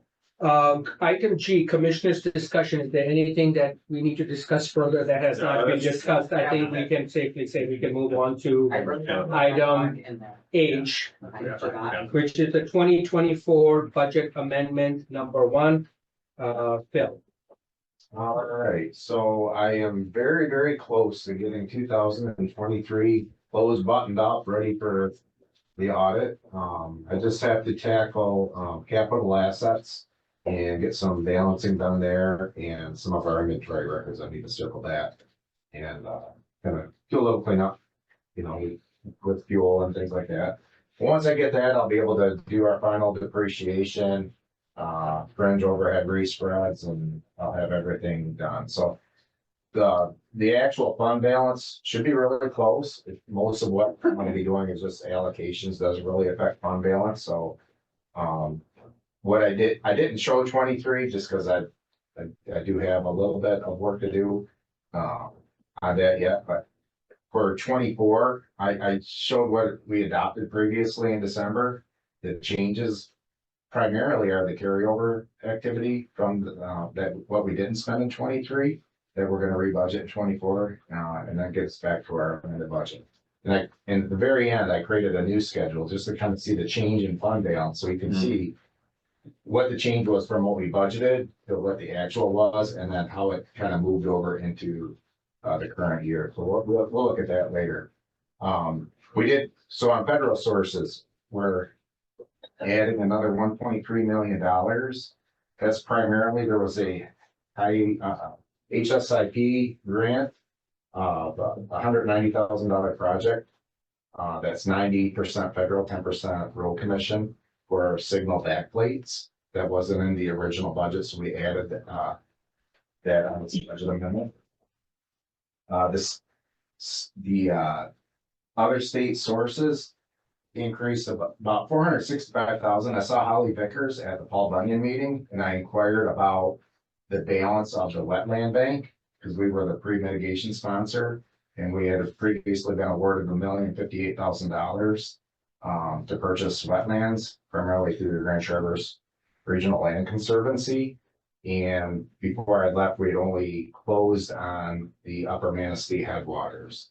And there was about 5 other sites that they had long-term management plans on that were working its way through the process, but weren't completed. So Holly said that the money was still available, so I went ahead and budgeted both the revenue and expense. Right. It's a pass-through for us. Right now, and we're holding it, so to speak. I mean, Yes, through the wetland bank. right. On behalf of the northern, They're public P1 agencies. Correct. Local contributions. So, I added Forest Lodge, and when we look at the projects, I added Zoo Road as well, because there's probably gonna be, commitments, you know, received from Grant Township, on that project, so I increased that 600,000. Construction projects.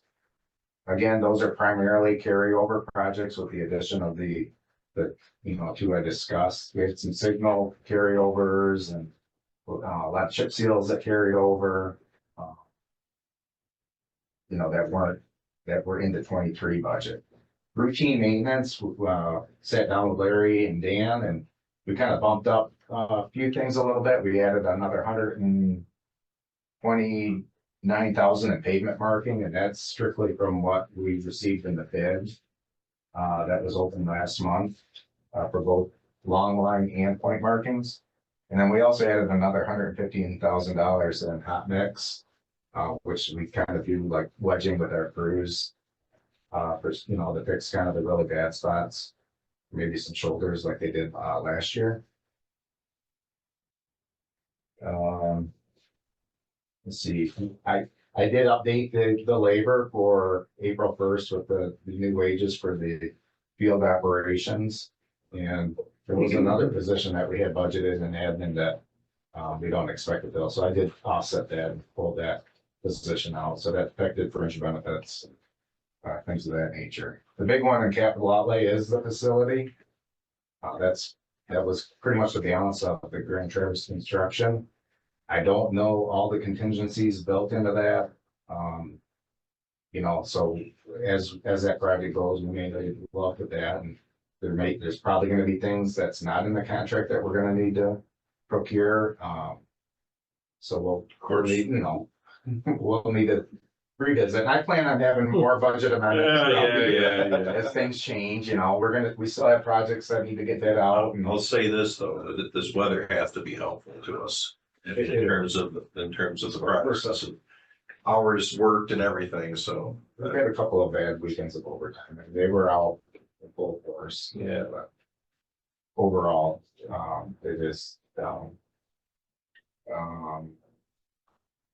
Yeah, so the next few pages, it's a little more detail, like you'll see in the financial statements on the different line items. If we wanna go to the very last page, I just kind of whipped this up just so we can kind of see where that budgeted fund balance from 23 that we used to start the adopted 24 budget. And the changes, so, you know, we're looking right around another 463,000 in revenue. There was another, I built out the Mayfield project that wasn't in the original budget, so that's why the contributions for local units was increased there primarily. And then I just went through like the balance of the construction projects and so on and so forth.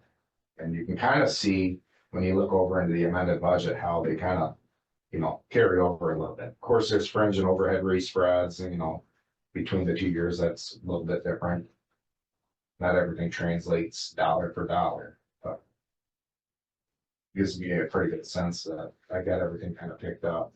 One thing I did miss in the original budget, we had 3 outfit trucks for outfitting the truck and trailer. I did have 500 and some thousand budgeted in both years, so I actually fixed that now. I mean, that's part of the increase too. Because we're only gonna purchase it once and not under both budgets, so that was another favorable. Yeah. increase to the fund balance. Yeah, So, it takes a little of the scared off, maybe. yeah. So I picked up about 900,000 with the balance of the OHM environmental assessment contract, because that was placed on hold. They're gonna get us a new proposal. So when we get that, we can come back for another budget amendment if it is approved and kind of use the fund balance. Right now, I'm projecting about a $5.5 million fund balance. I used to try to target that around 4 million. Yeah. You know, with Not enough now, probably. no, I mean, we got $1 million of salt that cash that can sit out there. We're always 2 months behind on MTF. You know, we have to pick it up in fund balance, but that check doesn't get deposited for, you know, 2 months later. And then if we're really gangbusters on construction, those payments are due in September and October, and, you know, this represents cash all the way through the end of the year, so. I think we're at a good point now. We'll dial it in a little more, because we still want to look at town line and maybe get some better costs, and kind of waiting on the culvert for that one before we can kind of get better, you know, big type of costs on that. Diamond Park, you know, that's gonna be bid out through the state. I think that's a 95.5 grant, so hopefully it's not capped. We shouldn't have any issues with that if costs do come in higher. The big one will be like the West Swan Lake intersection. That's our big project that are kind of waiting on the slip line. Yeah. So. Any questions for Phil?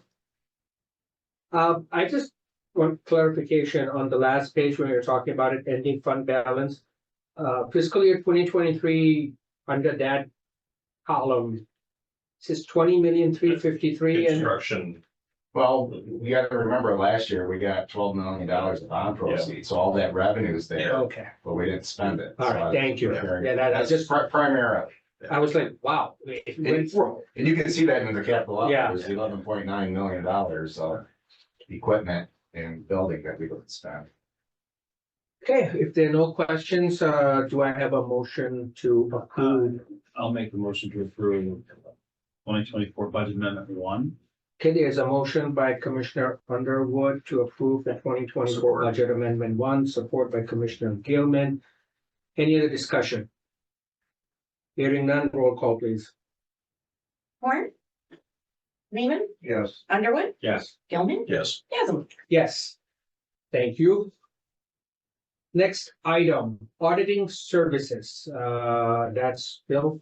Yeah, so Dean sent me a message today. He did say the county did award Peters firm, Rebel Leafner, 3 years to do the county audit. They offer a little discount if all the component units, use the same firm, because they're using the same software.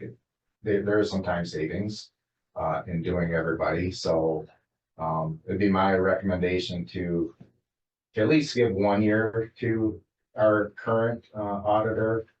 There's some more papers that I'd like to kind of get straightened out with him and kind of get us back on track and Yeah. solid footings. And, after that, we decide to stay with him or we want to go out for RFPs. I think we have done it, use them for about 6 or 7 years now. But I would just like to try to get us back to solid. To Go ahead, let's get a motion. auditing services with Yeah. Hafner. I'll support that. Okay, so we have a motion from Commissioner Lehman to extend auditing professional services with Radeville Hafner LLC, supported by Commissioner Gilman.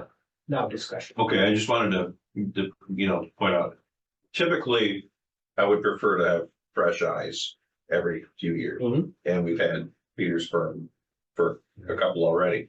However, we did just go through a whole nightmare of auditing things.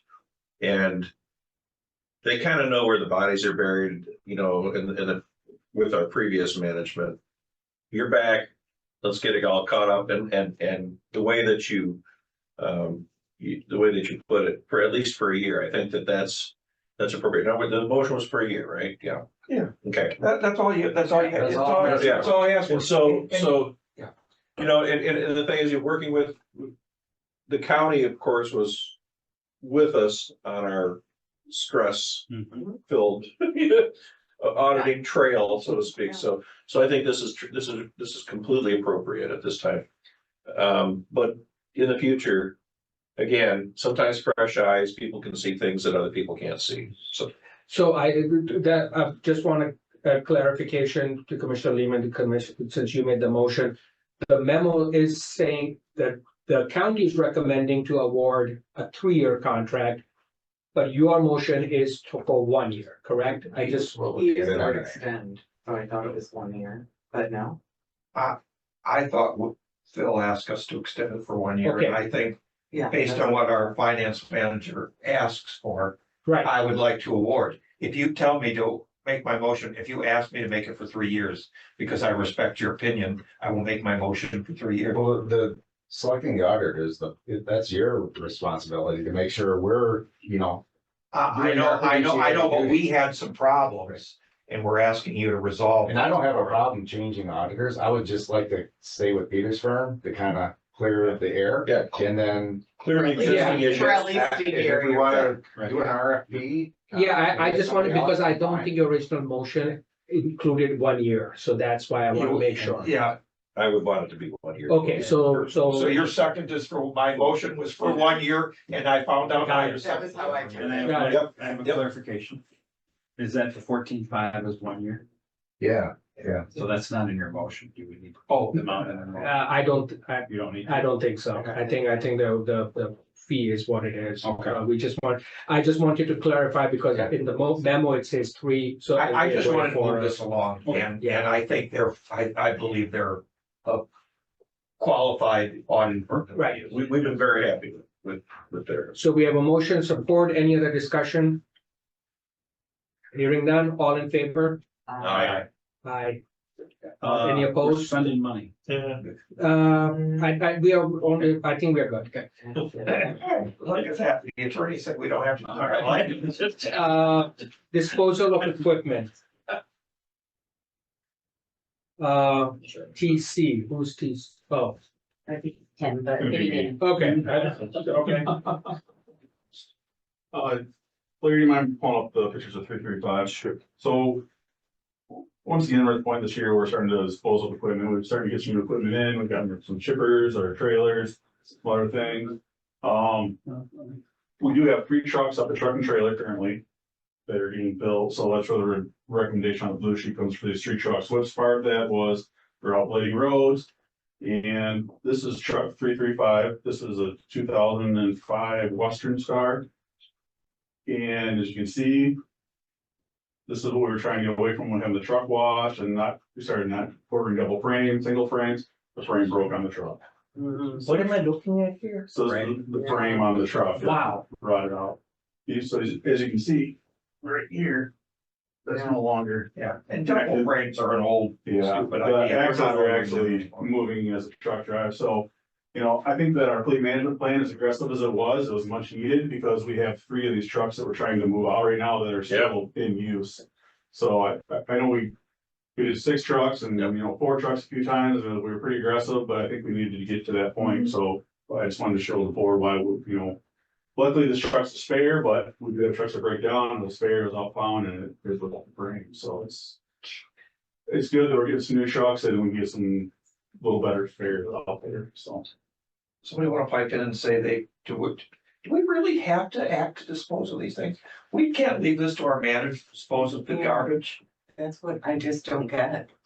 I have to do this at my Make a job. motion. May I make a motion Yeah. to Authorize the manager to dispose of excess equipment? There you go. That's for We it. have a motion from Commissioner Lehman to dispose the equipment as listed in the packet, supported by Commissioner Gilman. Any additional discussion? Hearing none, all in favor, say aye. Aye. Motion passes.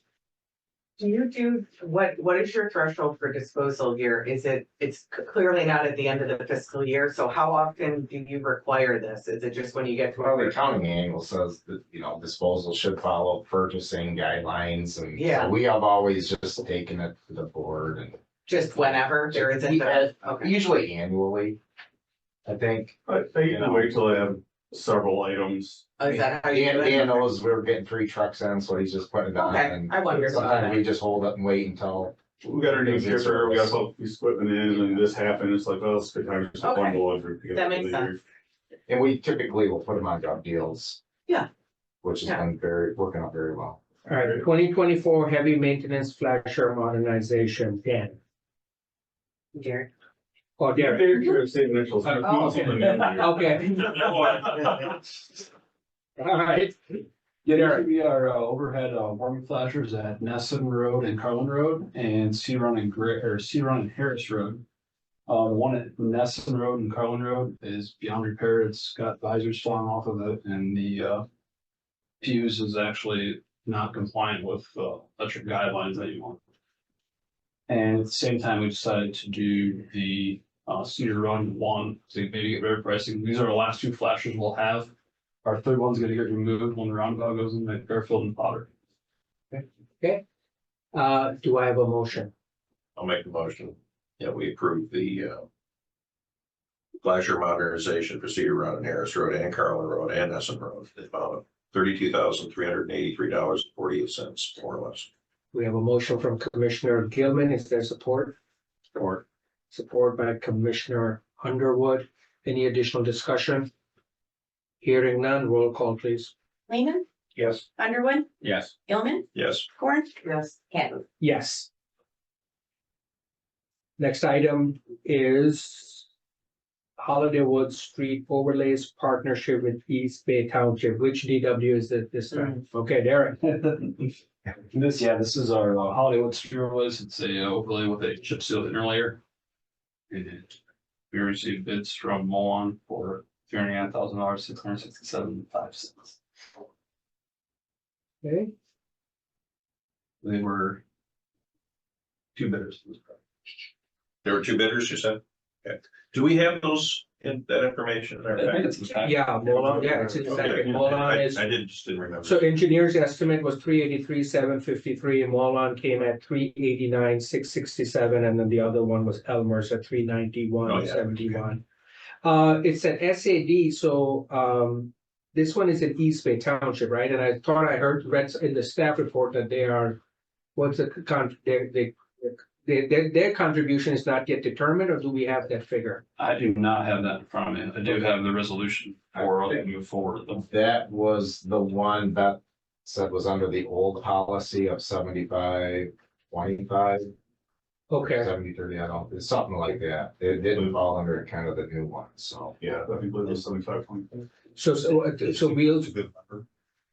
Well, that's my concern. So we don't have an agreement yet with, East Bay Township, and I need to go back through the minutes to kind of see what was agreed to and everything else, but I had, for the budget, I had put in 292,250 as township contribution on that project. so they're contributing 75 and we are 12. Yeah, Good on hold. I got a little homework to do, Okay. because we need to Get get on an it agreement under with this. the Okay. township. Do I have a motion? It's okay to make a motion, you're still doing homework, okay, I'll make the motion to approve, is it 22E003 Holiday Woods Street Overlay Partnership with East Bay Township for a cost of $389,666.05, give or plus or minus. 366, 667. 667, sorry, plus or minus. Okay, we have a motion from Commissioner Underwood, Support. support by Commissioner Gilman. Any other discussion on the motion? Hearing none, roll call, please. Underwood, Yes. Gilman, Yes, Horn, Yes. Neiman, Yes. Kevin. Yes, I'm a lot happier where the engineer's estimate is on this to where it wound up. We're within a couple percent. That makes me feel a lot better.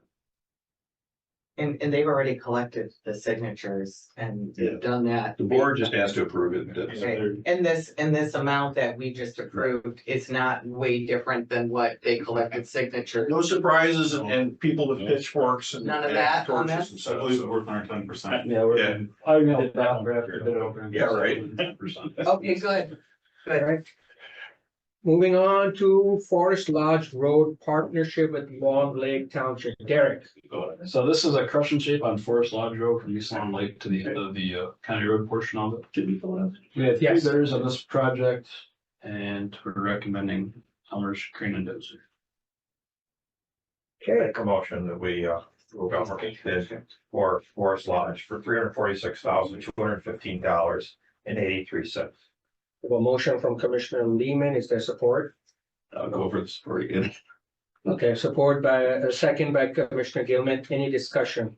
Is this a project where the township participates? Yes. 10% from Long Lake, and they did come in under budget, and they're very happy that they're, already voted on.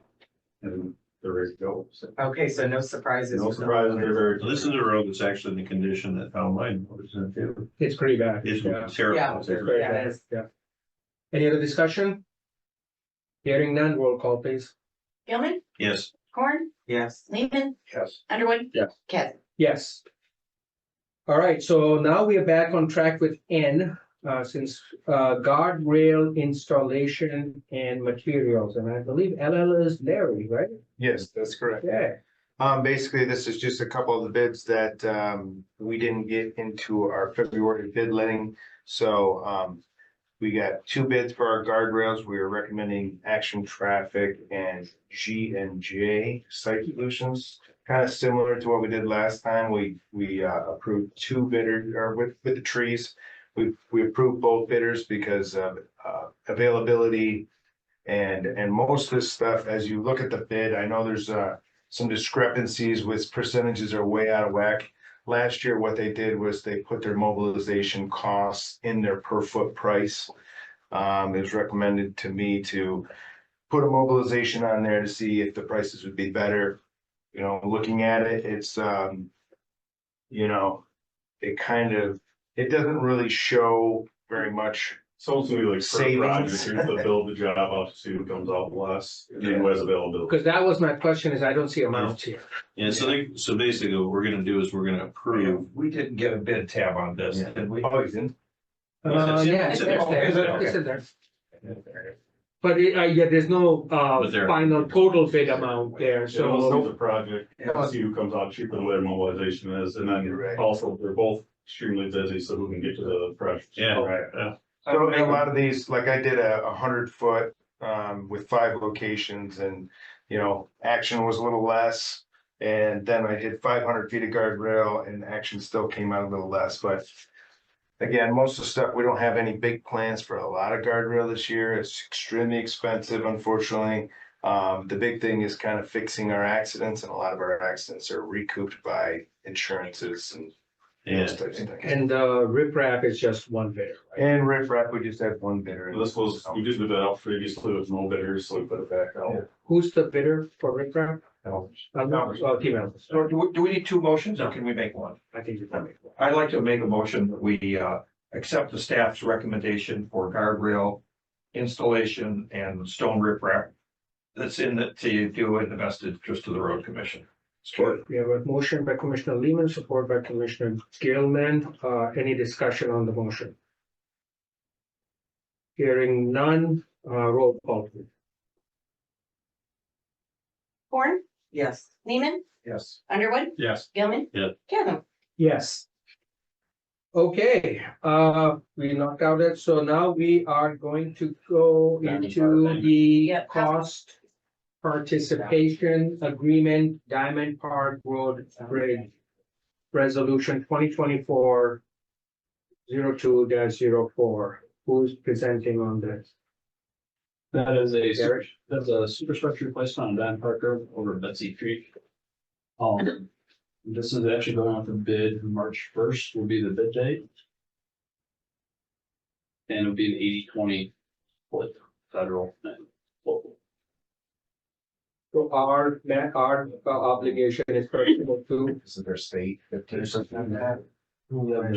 That's why ours is so low, because they're. 34 too, yeah. Yeah, I did have state pretty firm. Yeah. Is this the Green Lake Township? Yeah. We only, we're obligated to 5%. So our obligation is 34,200. Yeah. Right? Yeah, Out of the plus total. engineering. Okay, so, And then they had state data. so how come we don't add engineering costs to our? This only covers construction. Yeah, this is only an agreement with them. Got it. Okay, so do I have a motion to adopt resolution 2024-02-04? So moved. Support. Motion to approve resolution of Commissioner Underwood, support by Commissioner Horn. Any other additional discussion on the motion? Who's the clerk? Says authorizes the clerk to Me. sign.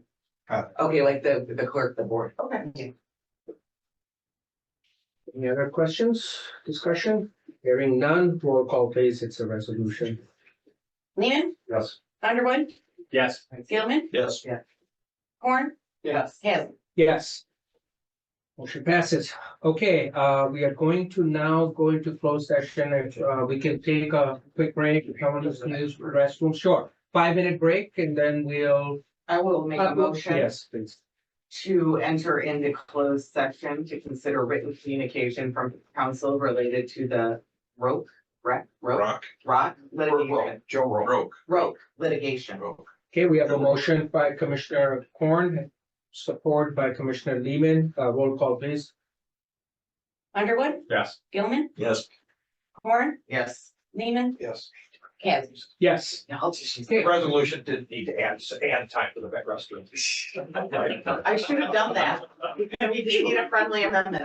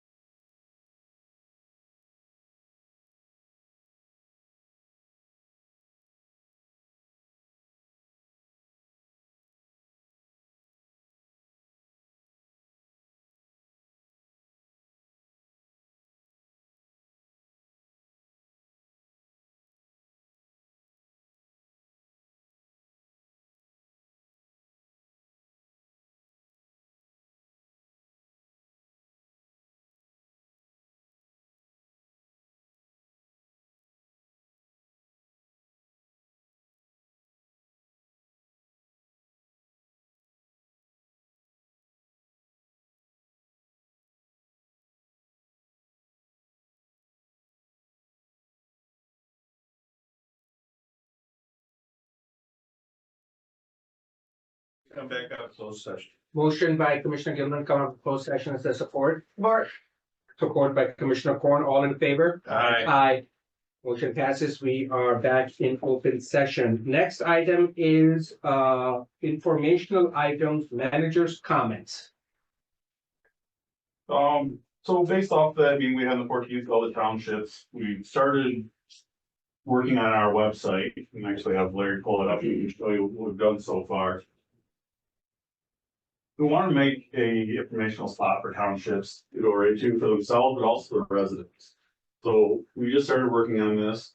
So right here, we have the guides about the gravel road, the IVR and the PCI that we did with, going on through all the asphalt roads. The other spot right in the middle here, we're working on this. I was hoping to have at least the, icon there for SADs. So it'll be a whole process where if you want to do an SAD, you can come here, it'll be the forms, do the how to, we're probably gonna have a video there that explains exactly how to do the Oh, I like that. whole process. Yes. So what we have is every single township now, they can click on it. Whatever township you're in, you have how much state truck line you have, county, primary, local, your ratings. Your results. PCI. You have Oh, wow. So every single road within each township is labeled. So the next step after this that we want to work on is actually rating each road, what the correct fix is. Is it a full crushing shape? Is it a chip and seal? Does it need a crack seal? So that when you go there, they'll actually know what the next step is of their road. And then we're gonna try to put like a rough number. This is a real swag number. If this road needs to be, you're on 5 mile and it's 1.37 miles, and the right fix for that is a chip seal. Chip seals are usually 500,000 a mile, something like that. Does it have shoulders? Does it not have shoulders? So pretty much you'll be able to have a rough idea of every township, what the correct repair is for that road.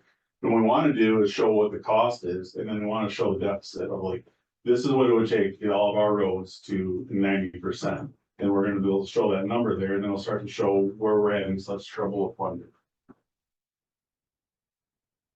Can this be like, not a long one, but like a 5-minute presentation to the County Board of Commissioners? Like, that's the best way to kind of reach everybody, just showing all this great work on the website and just how easy it is for people to be able to look right in their neighborhood or on their map or by their business and see Let's it. get it there first though, right? Yeah, but like, this is fantastic. We're This is like, actively working on this. Yeah. And that's what the main thing I wanted to do is like one of the first bubbles you click on, like not hard to find. I would love this to be part of our public information and education campaign that, the company is working on, but also just like to get out to boards. Again, just like a 5-minute thing, but this is exactly the type of tool that, even I could use it.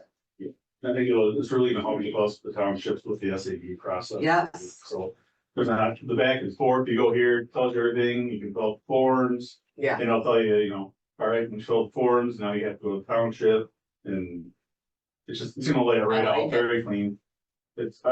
One of the biggest struggles I'm finding is our SADs are a real issue. yeah. Well, we're working on that policy, so. Yeah. That's on the priority. Can I ask a question? How easy is it going to, once Phil's got financials done?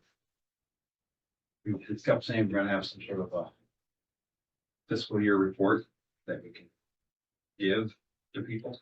How easy it's gonna be to take this information and put it into one area to be able to give something to the county board, township boards. Is it a possibility? It'll take some effort, for sure. Rachel's put this together. I think she's really good at this type of thing. There's potential there that, we could make it into a paper form. Now, I do know that we put together a pamphlet for our last millage. That kind of showed where we went with our millage money, but that was, 4 years ago. So, we could put something together like that to hand out or whatnot. So. It's just, there's been talk of, we're gonna do an annual report since I first got on board, was it 3 years ago now, or whatever. So that, it's never appeared. put that on the manager's list. You don't have much to do. Nah. I think the bare minimum of even showing Yes, visually wonderful. just this screen. You can request service, you can apply for a permit. You Oh, can yeah. get, information on your own, just the bare minimum, if even at our townships that we go to, we could show this much and say. That information is there that you think isn't there, it's easy to get to, and if you can't get to it, let us know why, and we can help you.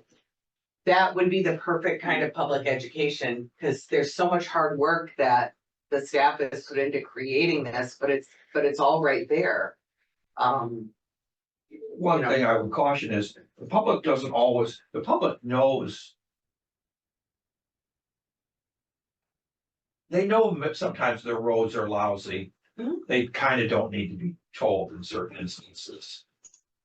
I don't know, I mean, I think it's The so much more overwhelming- than that, though, yeah. requesting services is a big deal. I think understanding the reporting thing, how you can report a giant, boulder sized hole in your road or whatever. But to visually, if something was made that somebody very non-techie like me, I would be happy to show it to my townships. I just need something like this that could be put on a screen and somebody that helps with that, just to let people know. This would be a great tool for us as we go out to townships and for their meetings, so we can just pull it up right when we're there. It is. This is how much, yeah. The county board is. Somebody in the crowd Yeah. asks, what's the deal with this road? And say, well, it's got a rating of this. So is this a recent development on the website? This week. Okay. All right, Looks so, fantastic. better to read. all right, okay, anything else? Good job. I got a couple different things, but, getting geared up here for spring, definitely looking at some gravel road projects, and we're trying to make our way around. Doing the individual meetings with township supervisors now, if we had a meeting on the 14th. I think that was a great meeting on the 14th. It definitely sparked a lot of conversation. And I think a lot of things got aired out there, so it was good, and we have some direction. And I'm looking forward to having one-on-ones with these township supervisors. Good.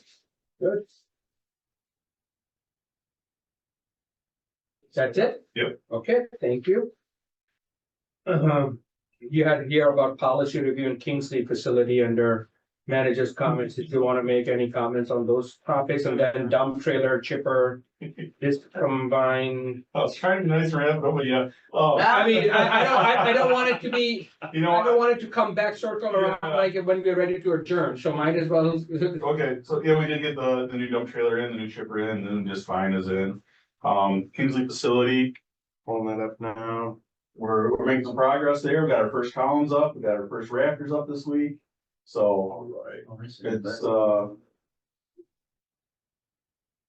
we're growing up into there, so it's pretty exciting. Nice. Nice. Is this on our website? This is on our Not right now.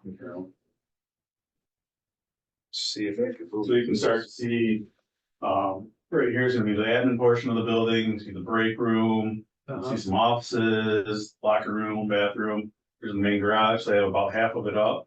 Over here, you can see this is the repair bay, this is like your chainsaws, parts, oil. So you can start to take some shape here, and here's your lean to a cold storage out here.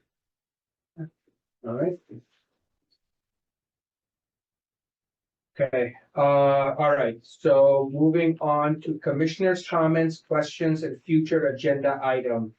I had a comment. Go ahead, we always start with you. Me. Yeah. I was told today, I didn't have a chance to double check, that there's gonna be less competition in our area for road building. Yet. That Reeve Riley has purchased DJ McQuestion, JNN, and Crawford Contracting, who are road subcontractors. Did you hear the rumor? Did the rumor come around? We did it, Elmer's, didn't they buy? Yeah, Yeah. it's the American dream, just Yeah. build your business up so the big guy buys you. Right, employee owned. They say that, sure. Okay. Yeah. Yeah, so It's owned by, it's owned by an unemployed in Goshen, Indiana. They purchased Elmer's, Yes. but just a part of Elmer's or? No, all of them. That was our understanding. They Okay. have it lock, stock and barrel. And there's this, another big road builder who has a long family MDOT history from Tustin, I want to say, but that Leroy is their address. Alan McQuestion is probably around my age or so, and he has a couple of daughters still in the business, but the room that he's always been he's a big road builder. They've done projects in the hundreds of millions of dollars. They did the 131 bypass from Cadillac. Cadillac, and he has this company down in Midland or some Crawford Contracting that I did Front Street for when we were paving. And he has another one, J&N, that Derek had it on the results. They bid on our project over there. And they're not separate companies now. Wow. So we can expect rates Much lower. much lower, right? Right. That's usually what happens with monopolies, right? The rates go down. Yeah. Okay. Somebody spoke to me once about a local monopoly. There is something in the law about that if somebody actually wants to, that there's some, because they kind of own our area lock, stock and barrel. Any other comments? No. I have a question. I mean, clearly our snowfalls are limited. We've had a couple of events, but and our people are staying busy. Is it folly to think that we're really saving money? And the reason I ask that is because we're also sitting there riding that freezing temperature and buckling roads, freezing and on-freezing, they'll get cold, get warm and all that stuff. I mean, that has to be turning it up too. Yeah, and so I know everybody thinks, well, there's no snow, so we're saving money. A lot of times we're actually costing money. Yeah. Because when there's snow, we're not putting material on, we're just blading it off. We're getting these cold mornings, we're still have to go out and chase it, and we're putting material out, and so we're still using salt and material and fuel, not as much, but you know, I don't know if the savings is gonna be as great as what everybody imagines by how light the winter is. I mean, they're still working, they're just doing Right. routine maintenance instead of winter maintenance. Yeah. So. That's. The trucks aren't pushing so hard, so we should save some fuel. Yeah. I use that little, the little app for the phone for, Citizen report. County Road, the County Road Association's, frost dam. And I mean, the whole state is just red. I mean, it's all, right now, we're all under frost conditions, so. Any other comments? That's it. Okay. I'm fine. Okay, I don't have any comments either, so The public. public comment. Okay, New adjourned. Sport. motion to approve, we are adjourned.